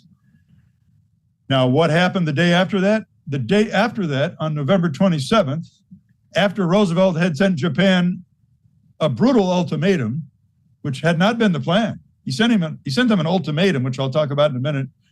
Roosevelt sent his son back up to New York City and had him send a message to Churchill on this secret circuit from Stevenson's office to Bletchley Park. And that message said, negotiations are off, expect action within 2 weeks. So that message that James Roosevelt, the son of the president, drove back up to New York and had transmitted on the 27th, that message was clearly a reply to something else. Negotiations are off, expect action within 2 weeks. Services expect action within 2 weeks. So I believe it was a response to the message about the forthcoming Japanese attack. Now, how do we know that the message about the Japanese attack was sent? It's very important that you understand this. We have 2 sources. One source was a publication made by the US government in 1946 called The Campaigns of the Pacific War. And it contained the results of all the interviews that had been done of the Japanese prisoners of war right after they surrendered. The US Army interviewed, and US civilians interviewed the key surviving Army and Japanese naval officers, immediately interviewed them. And so they all recalled this key message that Yamamoto sent out on November 22nd. They recalled the exact text. And so that ended up in this 1946 US government publication called Campaigns of the Pacific War. And that's what Robert Stinnett published in his book, Day of Deceit. He didn't understand that it was not an intercepted message. It was not one that we intercepted with our own code breaking. It was one, though, that was published by the U.S. government. Also, this message was discussed in the congressional hearing. So the congressional hearings into the Pearl Harbor attack went on for many, many months, and they published a huge report of many, many volumes. And this was in that report as well. And in fact, in that report, the congressional report corrected the date that it was transmitted. So the Army originally thought that message went out on November 25th. And the congressional report corrected that and said, no, this message was actually transmitted on November 22nd. And that's important to me because it would have given the British the necessary time to decode the message, because JN-25 descriptions took some time. They took hours, not minutes. And then send it to London by secure means and give the London chiefs of staff and Churchill time to read it and time to decide what to do about it. So this gave 3 days for Churchill and his cabinet and his military leaders, and Churchill especially, to decide what to do. And so why have I inferred that Roosevelt received a decryption of this message on the morning of November 26th? Because on November 26th, he made the biggest U-turn in American history, the biggest U-turn in American foreign policy in American history. On the morning of November 26th, Roosevelt called his Secretary of State, Cordell Hull, over to the White House from across the street in the executive office building. He called him over and he said, "We're not going to send the modus vivendi anymore. I want you to send this." And Roosevelt handed Cordell Hull an ultimatum to Japan, a very stern ultimatum, which they clearly, couldn't swallow and couldn't accept. And this had been written 8 days before by someone on the staff of Henry Morgenthau. Henry Morgenthau was a war hawk. He was the Secretary of the Treasury. He had already wanted Roosevelt to declare war on Germany the previous spring. So had Stimson, and so had Secretary Knox and a lot of other people. So Morgenthau had presented this ultimatum to Japan at the time when we were negotiating the modus vivendi. Roosevelt ignored it at first. So the question has to be, what made him change his mind overnight and abandon this modus vivendi, which would have delayed war by at least 3 months and given Japan a little more oil in exchange for them pulling out of southern French Indochina as a sign of good faith? What made him abandon the modus vivendi, accommodation, and adopt a really hard-nosed attitude?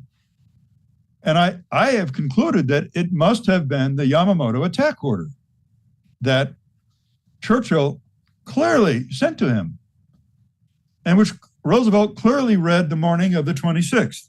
Now, I want to read to you what Cordell Hull said in anger when he returned from his meeting at the White House the morning of November 26th. Roosevelt called Cordell Hull over to the White House, told him, "We're not going to have a modus vivendi. I want you to send this ultimatum." And here's what Cordell Hull said to an assistant named Landreth Harrison when he came back over from the White House 15 minutes later.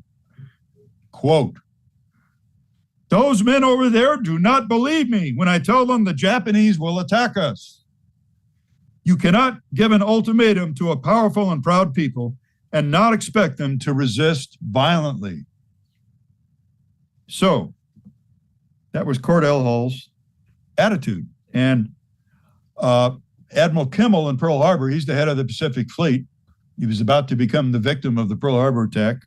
His intelligence officer, Edwin Layton, later wrote a book called "I Was There" for Pearl Harbor and Midway. And Layton later wrote in his memoirs that it was clear to him that Cordell Hull, Secretary of State, was, quote, "the reluctant executor of a direct presidential order," unquote. In other words, he was forced to send the Hull note, which is really the Morgenthau note, which was really written by Harry Dexter White. 8 days prior. And so what did the whole note say? It was sent out late on the afternoon of November 26th. So the Japanese were not expecting this. First of all, it said, you must conclude a multilateral non-aggression pact and sign it with us that you will never attack the British Empire or the Dutch East Indies. You have to negotiate that and sign it along with us. They then said, oh, and you won't attack Thailand either. This was the thing that was even more unacceptable. The whole note said, the government of Japan will withdraw all military, naval, air, and police forces from China and Indochina. What? So you see, the modus vivendi had avoided the subject of China because we knew the Japanese couldn't win the war in China. They'd been fighting there for 4 years. And withdrawal from China was unacceptable to them. It was their Vietnam times 10. It was very serious to them. So instead of avoiding talking about China, the modus vivendi had only said, we want you to remove your troops from southern Vietnam back into northern Vietnam as a sign of good faith. But the whole note says you got to remove all your troops from China and Indochina. It also says you won't recognize any government in China except the government of Chiang Kai-shek, which was the Japanese enemy. He was the head of the nationalist Chinese armies, which the Japanese were fighting. So it also said, and if you do all these things, we'll turn on the oil again. We'll have negotiations and resume normal economic and trade relations. So the whole note was perceived as an ultimatum by Japan. And I mentioned Commander Rochefort earlier. Commander Joe Rochefort, who was in charge of the Navy code breaking at Pearl Harbor, later said during his oral history in 1970, he said, quote, I believe sincerely that the November 26 message, he means the whole note, the November 26 message was an actual ultimatum the Japanese could not accept, and their only alternative was to go to war, unquote. So that's what happened. And then, so you see what you must understand what Roosevelt's goal was. Yamamoto's attack order had said on November 22nd, he had told his First Air Fleet, you're going to attack the U.S. fleet in Hawaiian waters and destroy it, unless our negotiations are successful. And if they are, you will turn around, reassemble, and come home. And Roosevelt's goal clearly was to make sure the negotiations weren't successful, because he could only enter the war against Germany now through the back door. He couldn't enter the war against Germany that he wanted through the front door. That had failed. The 3 incidents in the Atlantic had not resulted in a casus belli. There was no war fever in the United States. So, in fact, after those 3 incidents in the Atlantic, the number of people in the United States who did not want to fight Germany was about 80%. 2/3 of the American people supported all aid to Great Britain short of war, but about 80% of the American people did not want to fight Germany. And Roosevelt knew that. So the whole note was designed to make sure the negotiations, which were almost at the end, were not successful, and that this attack would take place. Now, one of the lies that's been told by mainstream historians over the years is that the Japanese fleet heading toward Pearl Harbor was under complete radio silence, and therefore we had no way of knowing that they were coming. Well, that's not true. Robert Stinnett helped expose that. John Toland, another historian, helped expose that, but I've got the best evidence of all, and that is the report of the Congressional Committee into the Pearl Harbor attack. So the Congressional Committee published evidence in 1946 that said the Navy had intercepted radio traffic on November 30th between the Akagi, which was the principal Japanese aircraft carrier in charge of the attack. The Akagi was the flagship of the Pearl Harbor attack force, and she had been underway since November 26th. So they intercepted radio traffic between the Akagi and several oil tankers in an attempt to get oil. And they intercepted it on November 30th, and that went into a Navy report on November 30th. So this proves that the story about radio silence is a myth. Now, it's true Yamamoto ordered radio silence, but the order said, except in cases of extreme emergency. And as it turned out, there were conditions of extreme emergency. The Japanese task force sailed on November 26th. It had to sail through two major storms. So the first major storm was just prior to November 30th. And a lot of the ships got separated at sea, especially the oil tankers. The 7 oil tankers were very slow and got separated from the warships. So they had to be rounded up with low power radio transmissions. So the Japanese, clearly on the Akagi, they thought, well, we've got to get our tankers in close to us so we can refuel. We have to refuel on the way to Hawaii or we won't be able to make it home. So they told these ships where they were by radio, and these transmissions were picked up by the United States listening network. The United States Navy had a listening network all over the Pacific, which meant, for the most part, it meant the Philippines, Hawaii, Alaska, and then a lot of stations in the state of Washington and the state of California. So this West Coast listening network, which could intercept messages and do radio direction finding on what direction they were coming from, picked up these signals between Akagi and the oil tankers. And so the result of this, and by the way, an ocean liner, the SS Lurline, a Matson company liner, picked up a lot of these radio transmissions as well when it was traveling from the west coast of the U.S. to Hawaii shortly before the Pearl Harbor. They picked up the radio transmissions only. So why is this important? The reason it's important to understand that there was not complete radio silence is because we have two key diary entries which record the foreknowledge of the coming Pearl Harbor attack by the Office of Naval Intelligence. And believe me, if the Office of Naval Intelligence knew, then the president knew. ONI is not going to withhold key strategic information like that from the American president, especially not from the Navy president who loves the Navy. So the person who made the diary entries was someone that the U.S. Navy trusted implicitly.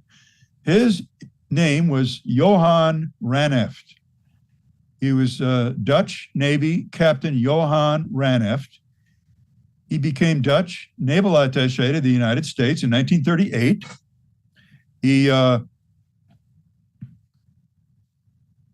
had become personal friends with, believe it or not, Arthur McCollum at the Office of Naval Intelligence. They were friends. And so Raneft recorded two key diary entries on December 2nd and December 6th, which I want to read to you. They were a big part of Stennett's book in the year 2000. And they're very important historically. Stennett, first of all, Raneft was Dutch naval attaché to the United States for 9 years, from 1938 through 1947. You get that? From before we entered World War II, from before World War II started until well after it was over. And so there's one famous picture of the most beloved American admiral in history, Admiral Chester Nimitz. There's one fantastic photo of Admiral Chester Nimitz, who is now a fleet admiral, a five-star admiral in 1946, giving the Legion of Merit Award to Rear Admiral Raneft in 1946. So this is the year after the war ended. Chester Nimitz was no longer SINCPAC. He was no longer SINCPAC fleet. He was now the chief of naval operations after the war was over. And here he is giving a medal to Rear Admiral Johann Raneft for his services to the U.S. Navy. So this tells you all you need to know about the relationship between Raneft and the U.S. Navy. He was completely trusted, and he had carte blanche with ONI in 1941. I'm going to tell you why he had carte blanche with ONI. Why they would admit him to their most secret inner sanctums, and why he was able to make these diary entries. It was because he was a spy on behalf of the Allies. In 1940, he stole the plans to the world's best anti-aircraft gun, the Bofors cannon. The Bofors gun, the 45 millimeter pom-pom gun, which you see in all the World War II newsreels on U.S. Navy ships in the Pacific, he stole the plans from that and gave them to the United States Navy at the risk of his career. It was a joint Dutch-Swedish design. He gave the blueprints to the U.S. Navy. We built it, we tested it, and we made tens of thousands of those weapons and put them on all of our ships. And because he had done such a great service for us, he had free run of ONI. Besides, he dealt with intelligence all the time. He was the Dutch naval attaché for the government in exile in London. So he published his diary entries in 1952 in the Dutch language. And Robert Stinnett got them translated. Actually, John Toland had gotten them translated earlier, an historian. And then Robert Stinnett wanted to double check the translation. So he checked with the Dutch embassy in San Francisco, and he also checked with the Ministry of Defense in The Hague in the Netherlands. So here's what the diary entry says for December 2nd, 1941. Quote, meeting at the Navy Department, the location of two Japanese carriers leaving Japan with an eastern course are pointed out to me on the map, unquote. So the key words here are eastern course. You'll also note he says two carriers. Well, I think that's because these radio intercepts by the ONI listening stations all over the Pacific, they were imperfect. They didn't really know that it was 6 carriers. They only thought it was 2 carriers.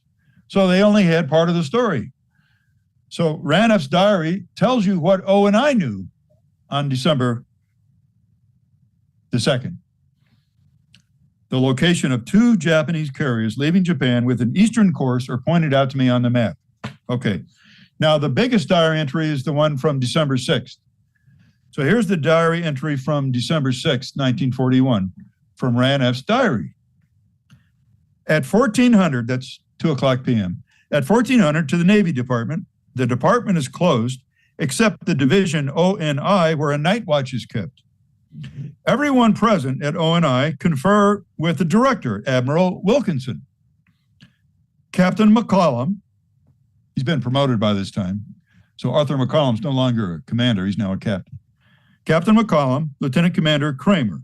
Kramer was a Navy translator and one of the couriers for the magic diplomatic messages every day. So he says, everyone present at ONI confer. Director Admiral Wilkinson, Captain McCollum, Lieutenant Commander Kramer. At my request, they show me the location of the 2 carriers west of Honolulu. I ask, what is the meaning of these carriers in this location? Whereupon I receive the answer that it is probably in connection with Japanese reports of eventual American action. No one among us mentions the possibility of an attack on Honolulu. I myself do not think about it because I believe that everyone in Honolulu is 100% on the alert, just like everyone here at ONI, end quote. So ONI on December 6th still thinks it's only 2 carriers. That's called the fog of war. They don't know there's 6 carriers.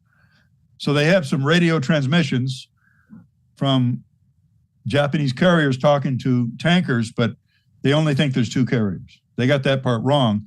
The fact that they're heading east across the North Pacific, they got that part right.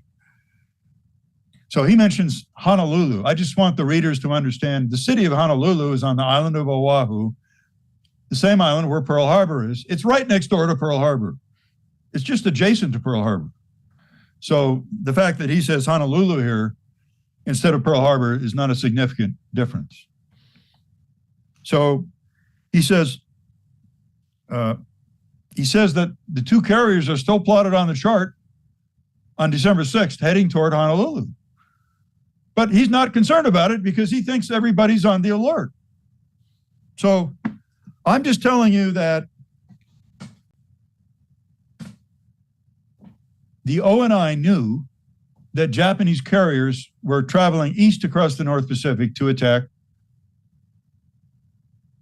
Hawaii. And if the ONI knew, that means Roosevelt knew, period. So you can infer, as I have, that Roosevelt probably received the Yamamoto attack order from the British on November 26th. Otherwise, he would not have implemented the biggest U-turn in American diplomatic history and gone from minor appeasement of the Japanese to a hard-nosed ultimatum. But this is the actual proof. These diary entries are the proof. So let's turn now to the reaction of Roosevelt. Oh, by the way, I want to back up one day. On December the 5th, there was a cabinet meeting in the White House. It was the last cabinet meeting before December 7th. Frances Perkins, the Secretary of Labor, was a close observer of FDR. She had been his Secretary of Labor since 1933. She ended up serving him for 12 years. She knew him very well. So she recorded for her oral history with Columbia University in 1955 some very frank observations about Franklin Roosevelt and his true inner state in her oral history with Columbia. So she records it at the cabinet meeting on December 5th. The Secretary of the Navy, Frank Knox, is talking to the cabinet. And of course, Roosevelt is there. And Knox, we learned from a Time magazine article in the early 1950s that Knox had just received a briefing from the head of Office of Naval Intelligence about the location of the Japanese aircraft carriers. I'm not making this stuff up. Frank Knox on December 5th had just received a briefing from Admiral Wilkinson, the head of ONI, about the location of Japanese carriers. This was published in Time magazine in 1954. So then at the cabinet meeting, he blurts out to the cabinet and to the president, "Mr. President, we know where the Japanese fleet is." And Roosevelt says, "Oh, yeah, right, Frank. Why don't you tell us about it?" And Roosevelt's giving him some really intense looks. And Perkins is recording this later in her oral history in 1955 that Roosevelt was a bit alarmed. And he tells Frank Knox, "Well, okay, Frank, why don't you tell us about it?" So Frank, I'll just simplify this. Frank Knox proceeds to begin to talk about the location of the Japanese fleet, most of which was traveling south, but part of which was traveling east toward Pearl Harbor. And Roosevelt basically interrupts him and says, "Well, they're going south, right?" He doesn't let Frank Knox say what he's about to say because Roosevelt's afraid he's going to talk about the carriers heading toward Hawaii. So he interrupts him and says, "Well, they're traveling south, right?" And Knox says, "Well, yeah." And Roosevelt then throws a ringer in and he says, "But they could just as easily be traveling north. Right, Frank?" And of course, Frank Knox knows that's not true. And he says, "What do you mean north?" And so they have this little argument in front of these other people in the room that don't know what's going on. And especially Cordell Hull, Secretary of State, doesn't know what's going on. And Roosevelt says, well, they could just as easily be traveling north. You don't really have any firm idea of where they're going. And Knox says, well, I think we do. They're not engaged in exercises. They're engaged in real operations, and a lot of them are going south. And then so the other people in the cabinet picked up on the hints, and they said, they may be heading for British Malaya and Singapore. That's what Roosevelt wanted people to think. So he basically preempts what Frank Knox is about to blurt out and changes and doesn't let Frank Knox say what he wants to say.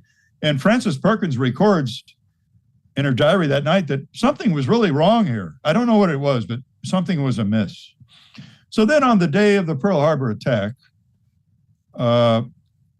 Franklin Roosevelt is the only one that remains calm. He's the eye of the storm. His own wife said that he was as cold as an iceberg. Eleanor Roosevelt said that. Everyone around him was overly excited. He was as cold as an iceberg and remained calm the whole day. And everyone else basically said the same thing. Now, when he met with the cabinet that night, Roosevelt was in a somewhat of a frazzled state, because by that time, by 8:30 that night, when he met with Frances Perkins again and the rest of the cabinet, they knew how many ships had been sunk at Pearl Harbor, and that 4 battleships had been sunk. 1 had been seriously damaged and was half sunk, the Nevada. The ships that were sunk were the California, the Oklahoma, the West Virginia, and the Arizona. But the other battleship that was seriously damaged was the Nevada, which had to be beached to keep it from sinking, and 3 other battleships lightly damaged. And he was aware that the loss of life was very great, and that the battle line had been essentially destroyed and wasn't usable anymore. And he was a bit dismayed by the amount of the damage that night. And she observed that during the cabinet meeting, and she observed him acting in what she considered to be a duplicitous manner and hiding something from his audience. She wasn't sure what it was, but she knew something was wrong and that he was hiding something. And she was judging this for his facial expression and the way he spoke and the way he behaved, and by his nonverbal communications. And she recorded all this in detail in 1955 in her oral history at Columbia. And so I want to record for you what Harry Hopkins, the president's #1 aide in all affairs, said in a memo that he wrote the day of the Pearl Harbor attack. So on December 7th,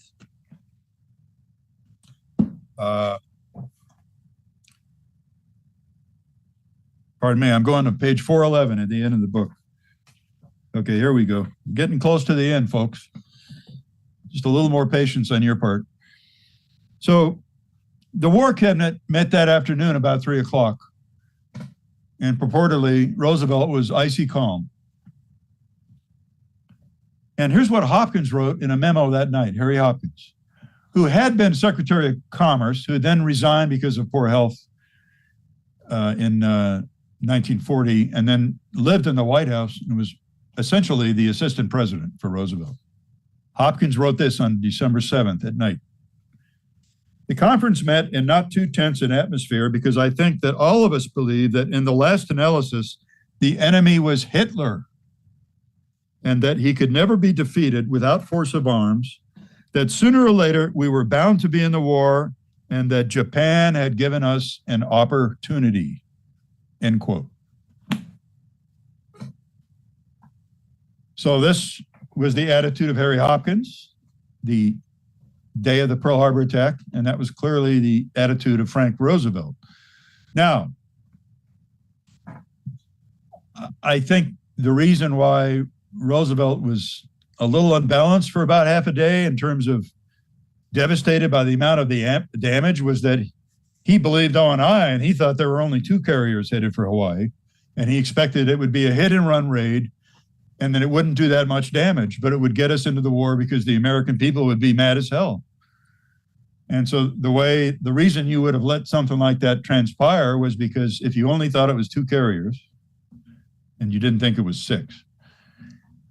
And if you didn't think Japanese could operate torpedoes in shallow waters like Pearl Harbor, which is the way most of the Navy was thinking at the time, we didn't know the Japanese had developed special torpedoes that could run in very shallow water. We didn't know that. That's a secret weapon, if you were. We also didn't know the Japanese had converted 16-inch battleship shells into armor-piercing bombs, and that these huge armor-piercing bombs could penetrate the armored decks of battleships. We didn't know that either. So the Japanese used 2 special weapons at Pearl Harbor we didn't know they had, and they had 6 carriers headed toward Hawaii, not 2. So I think Roosevelt expected minor damage from a hit-and-run raid. So he was set back by the amount of damage and off his game Sunday night. But he had recovered by the next day and gave a stirring speech asking Congress to declare war, and they did. But you'll note that FDR did not request a declaration of war on Germany and Italy, even though Germany was his primary goal. Fighting Germany was Roosevelt's primary goal, and he did not request that Congress declare war against Germany. That's because he had the message in his hip pocket. He knew that Germany was going to declare war on America once America got into a fight with Japan. And Hitler followed through 4 days later on December 11th. Italy and Germany declared war on the United States, and the United States Congress obliged on the very same day. So that's the story that I present in the McCollum Memorandum. Overnight, American public isolationism died. It was dead overnight. During the vote for the declaration of war against Japan, there was only one dissenting vote in the House. There were no dissenting votes in the Senate. And 4 days later, on December 11th, when Hitler did exactly what he promised he would do to Sepp Dietrich, when Hitler declared war, along with Mussolini on December 11th, there were no dissenting votes in either the House or the Senate. So isolationism died overnight, and it was because of military actions that took place in the field. There was a casus belli. The casus belli was Pearl Harbor. Now, there's an obvious moral dimension to the matter. It's like the elephant in the room that you can't escape. So I'd just like to talk, if you don't mind, for just a few minutes about that and give my 2 cents worth on the moral dimension. And then I know Dr. Corsi is going to want to weigh in on this also. So I'm going to go back now that I've finished talking about the main points in the book. And I'm going to read part of the dedication. And then I'm going to explain what I meant. And then I'm going to explain how each reader needs to approach this story. In other words, make his own determinations. So here's what I wrote in the dedication. To the memory of Franklin Delano Roosevelt, savior of his country from 1933 to 1936, defender of Western civilization from 1940 to 1945, and champion of freedom. And then I went on and I said the following. He employed all of his political skills, persuasion, dissembling, duplicity, and iron resolve to pull the world out of the dark abyss. His sober appreciation of the overwhelming danger to civilization posed by Nazi Germany, and to a lesser extent by Imperial Japan, earned him a deserved place in history, above that of all U.S. presidents. He was a Machiavellian master of realpolitik, employed in the pursuit of altruistic core values. I'm going to repeat the last sentence because it'll challenge many of you and explain what I meant by that. I said he was a Machiavellian master of realpolitik, employed in the pursuit of altruistic core values. So from the standpoint of Roosevelt, the altruistic core value that I'm referring to here is his desire, not just his desire, he saw a need for the United States to fight Nazi Germany on the battlefield and ensure their defeat, and along with them, Imperial Japan. He felt it was an absolute necessity, and he felt actually democracy was failing in that he had done all he could throughout 1940 and 41 in press conferences and in speeches to persuade the American people that we needed to do all we could to support the Allies in the war against Nazi Germany and fascism. But all he had done was to persuade the American people to provide materiel aid. The American people in late November and early December of 1941, 80% of them did not want to fight Nazi Germany. So he knew that he had only carried us so far with rhetoric, and he couldn't carry us any farther with rhetoric, that he couldn't do that. It was going to take events on the world stage to carry the American people one step farther where they were willing to fight the bandit nations on the battlefield. So he felt that getting the American people to a place where they could do that as a united people, that was the altruistic aim that he was supporting with his Machiavellian manipulations. So my attitude in writing the book was not necessarily to make every reader agree that they loved Franklin Roosevelt or that they agreed with what he did, with the way he did it, with his means. I wanted the readers to understand what was going on in his mind, what his thought process was, and what his goals were, and what his inner thoughts were. And I wanted you to have a realistic understanding of what was really motivating him and what he was really trying to accomplish, as opposed to what he said in public, which was often quite a bit different.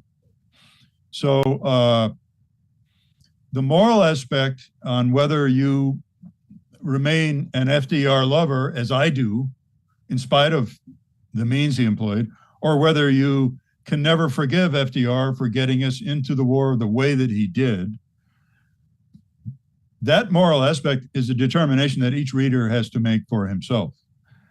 And it's a difficult problem, because if the United States had not entered World War II in time to make a difference on the battlefield, and if the Axis had won the war, we'd be living in a very different world today. You know, all you have to do is watch that Amazon Prime miniseries, The Man in the High Castle, to see what a different world it would have been if we had not entered the war and the Allies had not won the war. So that's kind of my perspective on it. But the moralistic angle here that each reader has to consider is the means that were employed. And Roosevelt was simply, I made sure the reader understood, Roosevelt was sure that he couldn't do anything more with speeches. He had made all the speeches he could make. He had done all the persuading he could do. And he couldn't persuade, in his own mind, he could not persuade the American people with any number of speeches to want to enter the war as a belligerent and fight the Axis. He couldn't do that. They weren't there. So if you perceive, as I did, that democracy was actually failing because the public had the wrong attitude about World War II, they wanted to sit it out, most people, and that they needed to be led into the right direction, come hell or high water, and made to do the right thing, then you can say, as I did, that I think Roosevelt ended up doing the right thing. Did he have difficult moral choices to make? Yeah, you better believe it. And so are there some people who will never forgive him? Yes. But I think we'd be in a much worse world today if the United States had not entered World War II when we did, and as a united country.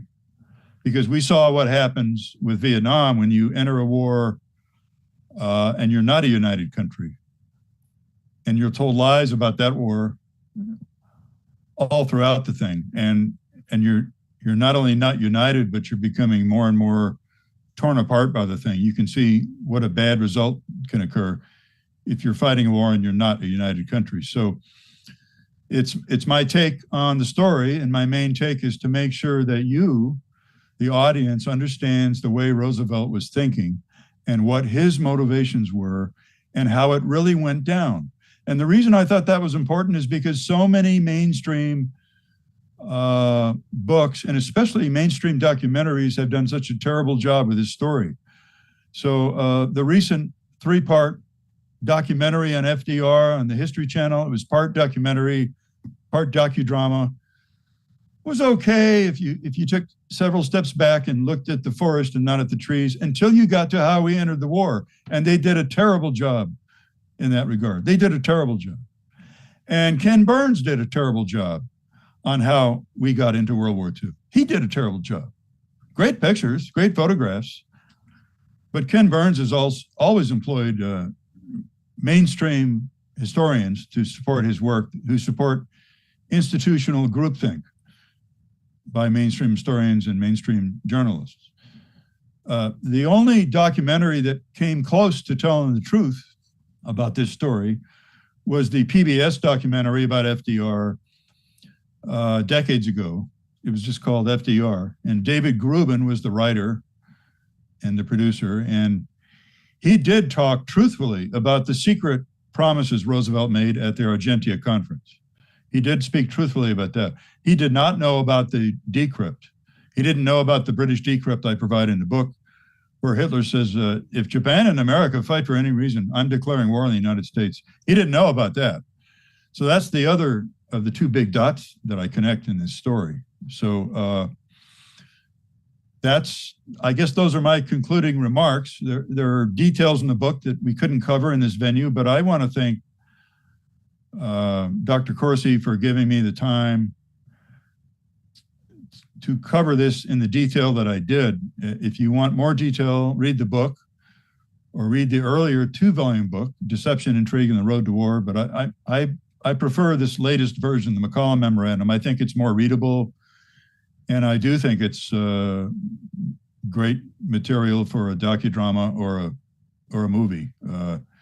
There are a lot of dramatic scenes in there, pulled right out of the speeches and the diaries of the people alive at the time, that would provide plenty of grist for a film. So thank you again, Jerome, and I'm sure you would like to weigh in on this matter at this time.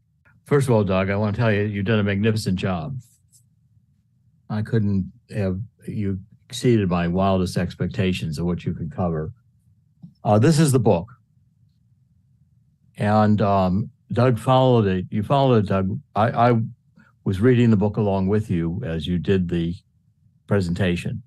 And everything you covered is in this book, and a great deal more that couldn't possibly be covered in the time we had. I mean, this is a definitive work. Thank you. A very important subject. And I consider it to be, I'm glad you wrote it. Your first 2 volumes were excellent, but this one really ties it all together. Your first 2 volumes gave the data, but this book has analysis and has your thoughts about it.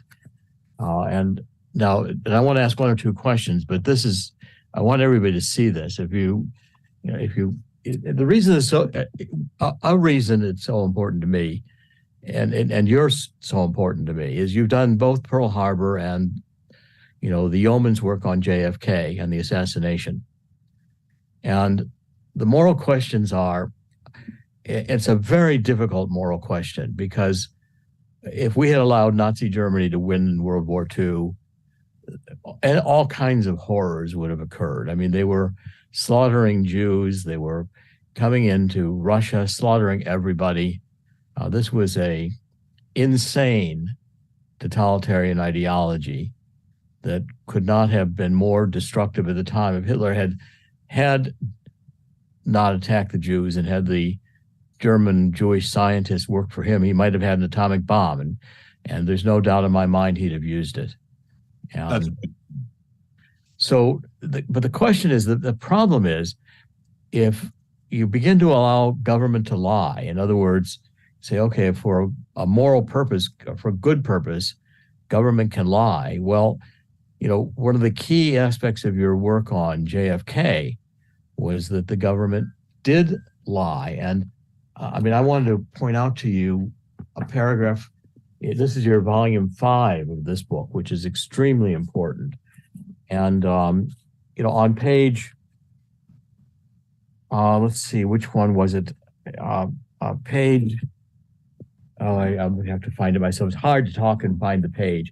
You have a discussion here where Lyndon Johnson, after he was president, told his psychiatrist that he, in fact, was involved in giving the order to kill Jack Kennedy.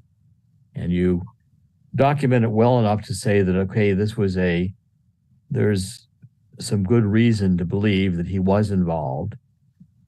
And of course, Kennedy, you also do a very good job of showing how the Secret Service opposed Kennedy's lifestyle, his libertine ways, how the military-industrial complex was never recovered from his working with Khrushchev, the speech he gave at American University, the reaching out he did to Khrushchev to end the Cuban Missile Crisis, his finally saying we don't need to have war with Russia, we need to live in this world together, and how our military did not want that.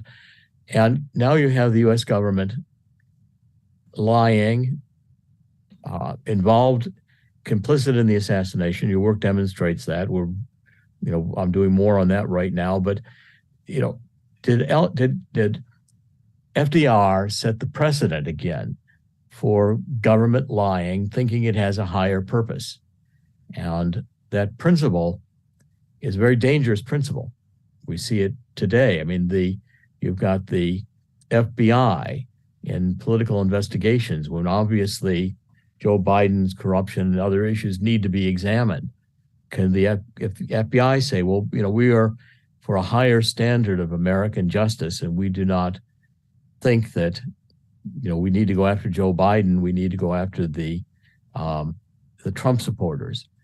And we've always had a principle in this country of not using our Department of Justice for partisan political purposes.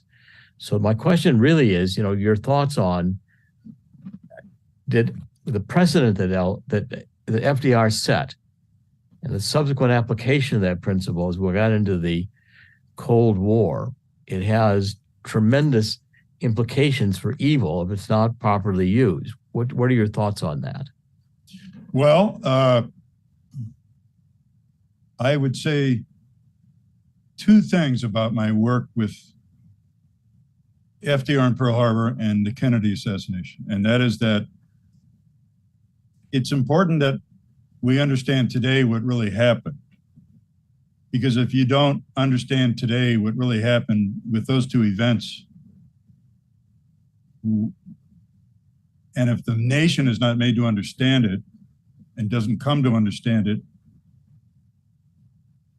then we're in danger of similar things happening in the future. For example, JFK had a fraudulent autopsy from start to finish. The whole thing was a fraud. It was fraudulent. That's what my whole book is about.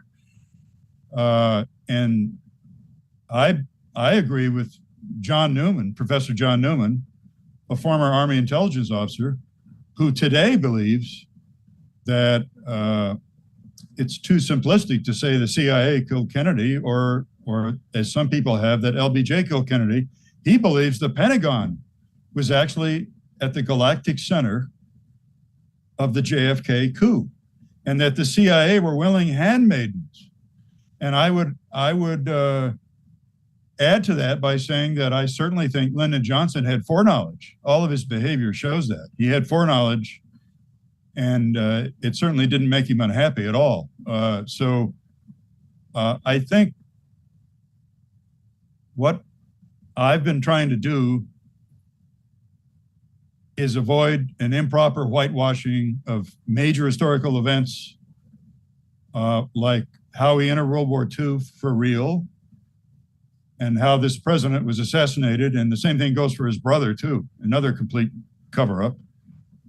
But we have to beware in this country of institutional groupthink, where the only things that are acceptable for discussion in history texts or on documentaries are mainstream historical consensus. That's a very dangerous thing.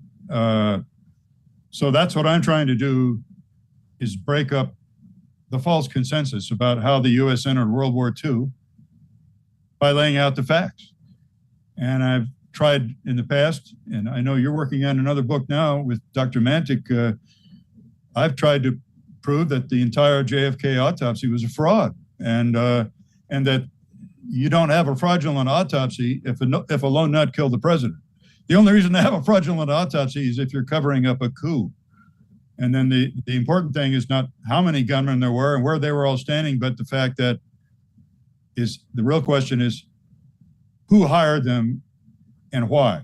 So I guess without me getting into today's events, is something I don't desire to do today, but I do think that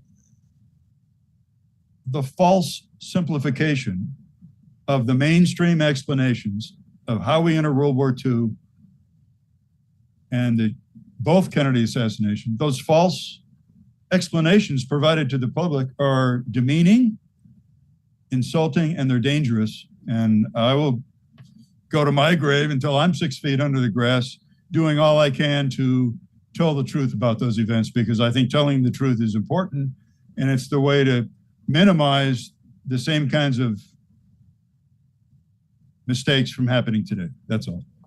I think that's, first of all, your work on JFK will be very important, and it's extremely important, the work we're doing with David Mantic, Dr. Mantic, and your analysis of the autopsy and of the medical evidence is indispensable to the work we're putting together now. But I think the fundamental thing to me that has been so impressive is that your commitment to the truth. In other words, we've got to start with the truth. It may not be what we want. It may not be what we like to hear. It may not be how we agree politically. Right. But the truth has got to be known. And it's to the truth. That's right. People have asked me, why did you write that 5-volume book about your ARRB memoir? Why did you write 2 different books about FDR and Pearl Harbor? The answer is simple. It's because I don't like being lied to. I really don't like it. To the innermost fiber of my being, I hate being lied to. And there are too many people who get involved in all these mainstream documentaries and simplistic mainstream accounts in books that they think the American people can't handle the truth. And so they call themselves institutionalists. And they say things like, well, I'm not going to support that conspiracy theory because it's damaging to our institutions, and I think we need to support our institutions. My answer to that is, if your institutions are built on lies, then they're built on a foundation of sand that cannot stand. And so we had lies told to us about 3 major assassinations in the 1960s, and look at the results today. Too many people don't believe anything the government says, no matter what it's about. It's because they realized at some inner level that we were lied to about very important events in the 1960s. And that has seeped into the public consciousness. And so, yeah, I just don't like being lied to. I'm a truth teller.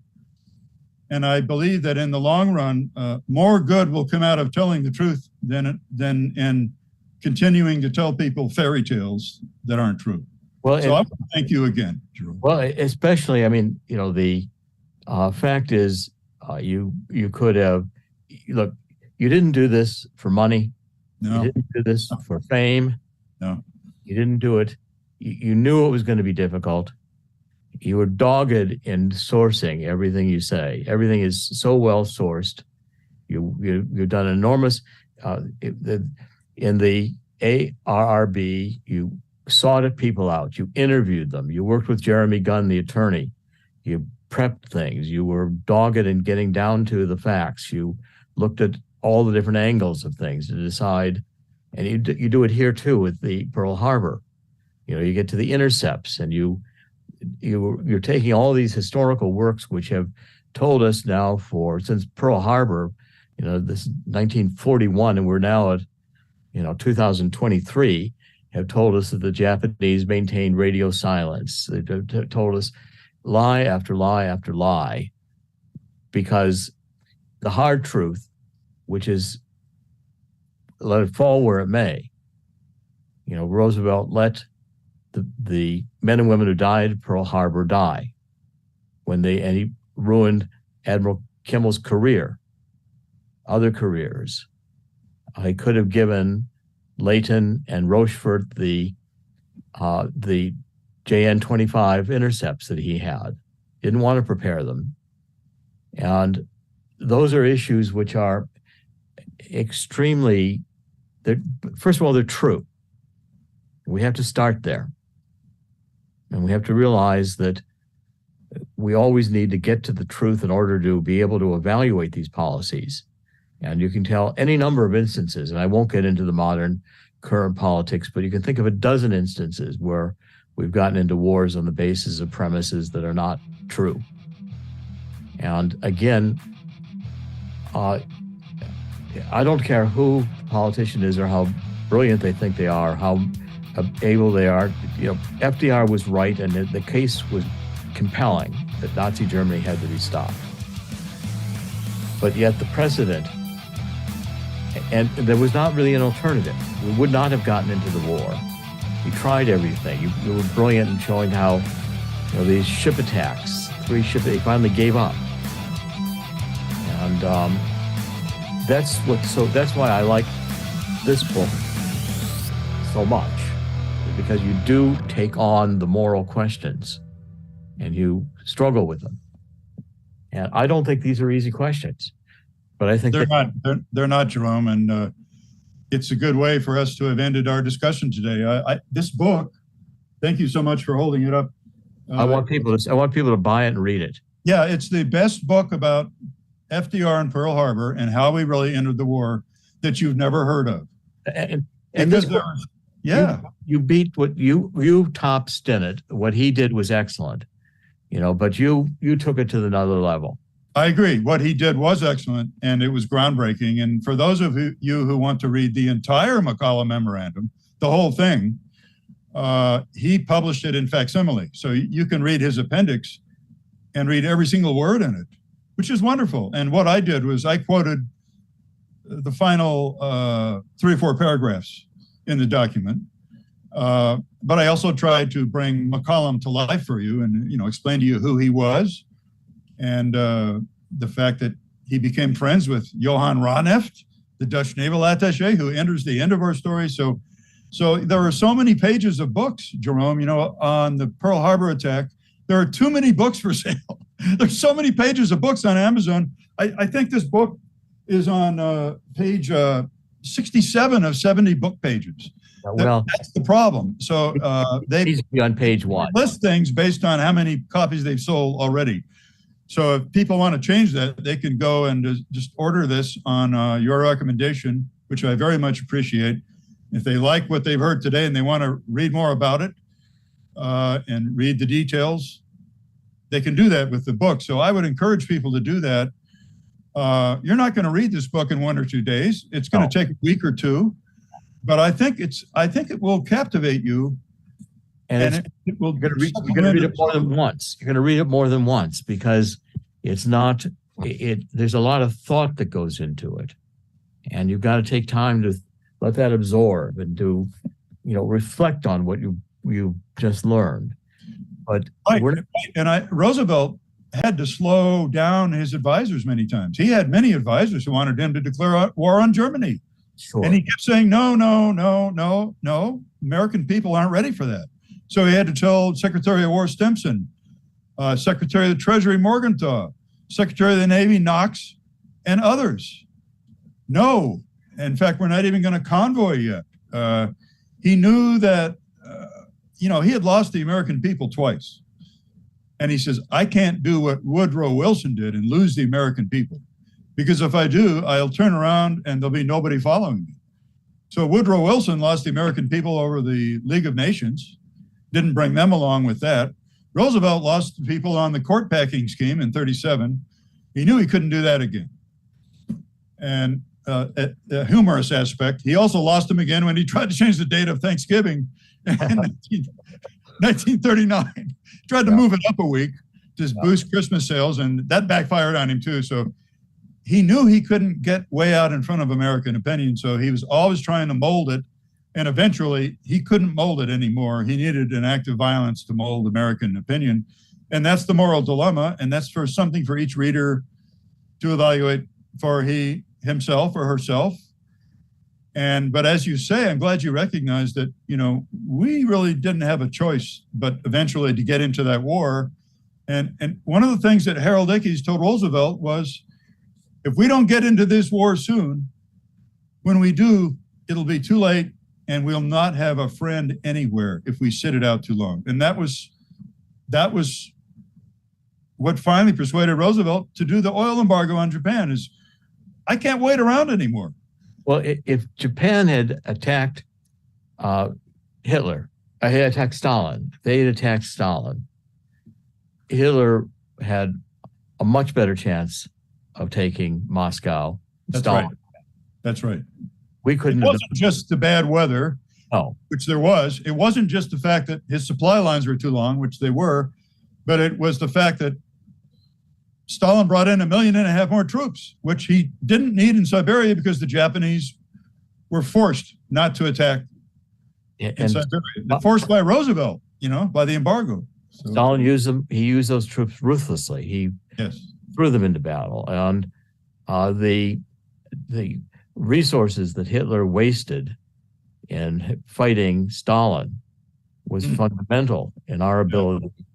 I mean, what would a Normandy invasion been had Hitler and Stalin worked together, or had, if they hadn't, if Japan had attacked Russia, and Russia had to fight a two-front war. Hitler defeats Russia. Well, now we have no way for Hitler to be in a two-front war. That's right. And Hitler would then eventually have invaded Great Britain. Oh, certainly. Overpowered them. It might have taken him another year to get ready for it, but that was already in his plans.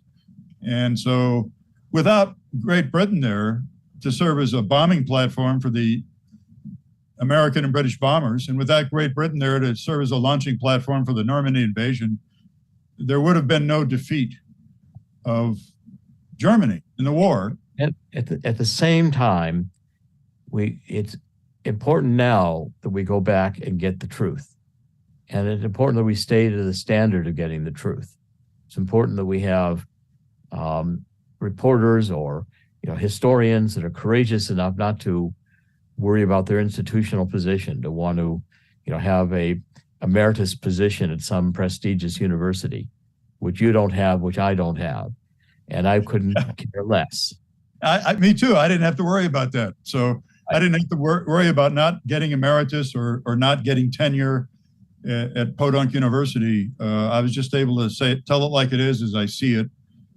And what you worried about was, I've got to go interview this guy. I've got to get this information. I've got to dig this out. You were dogged in doing that. And that's what I admire so much. Well, thanks again, Dr. Corsi, for your support, and especially for the time you've given me on this subject. I can't thank you enough. Thanks a lot.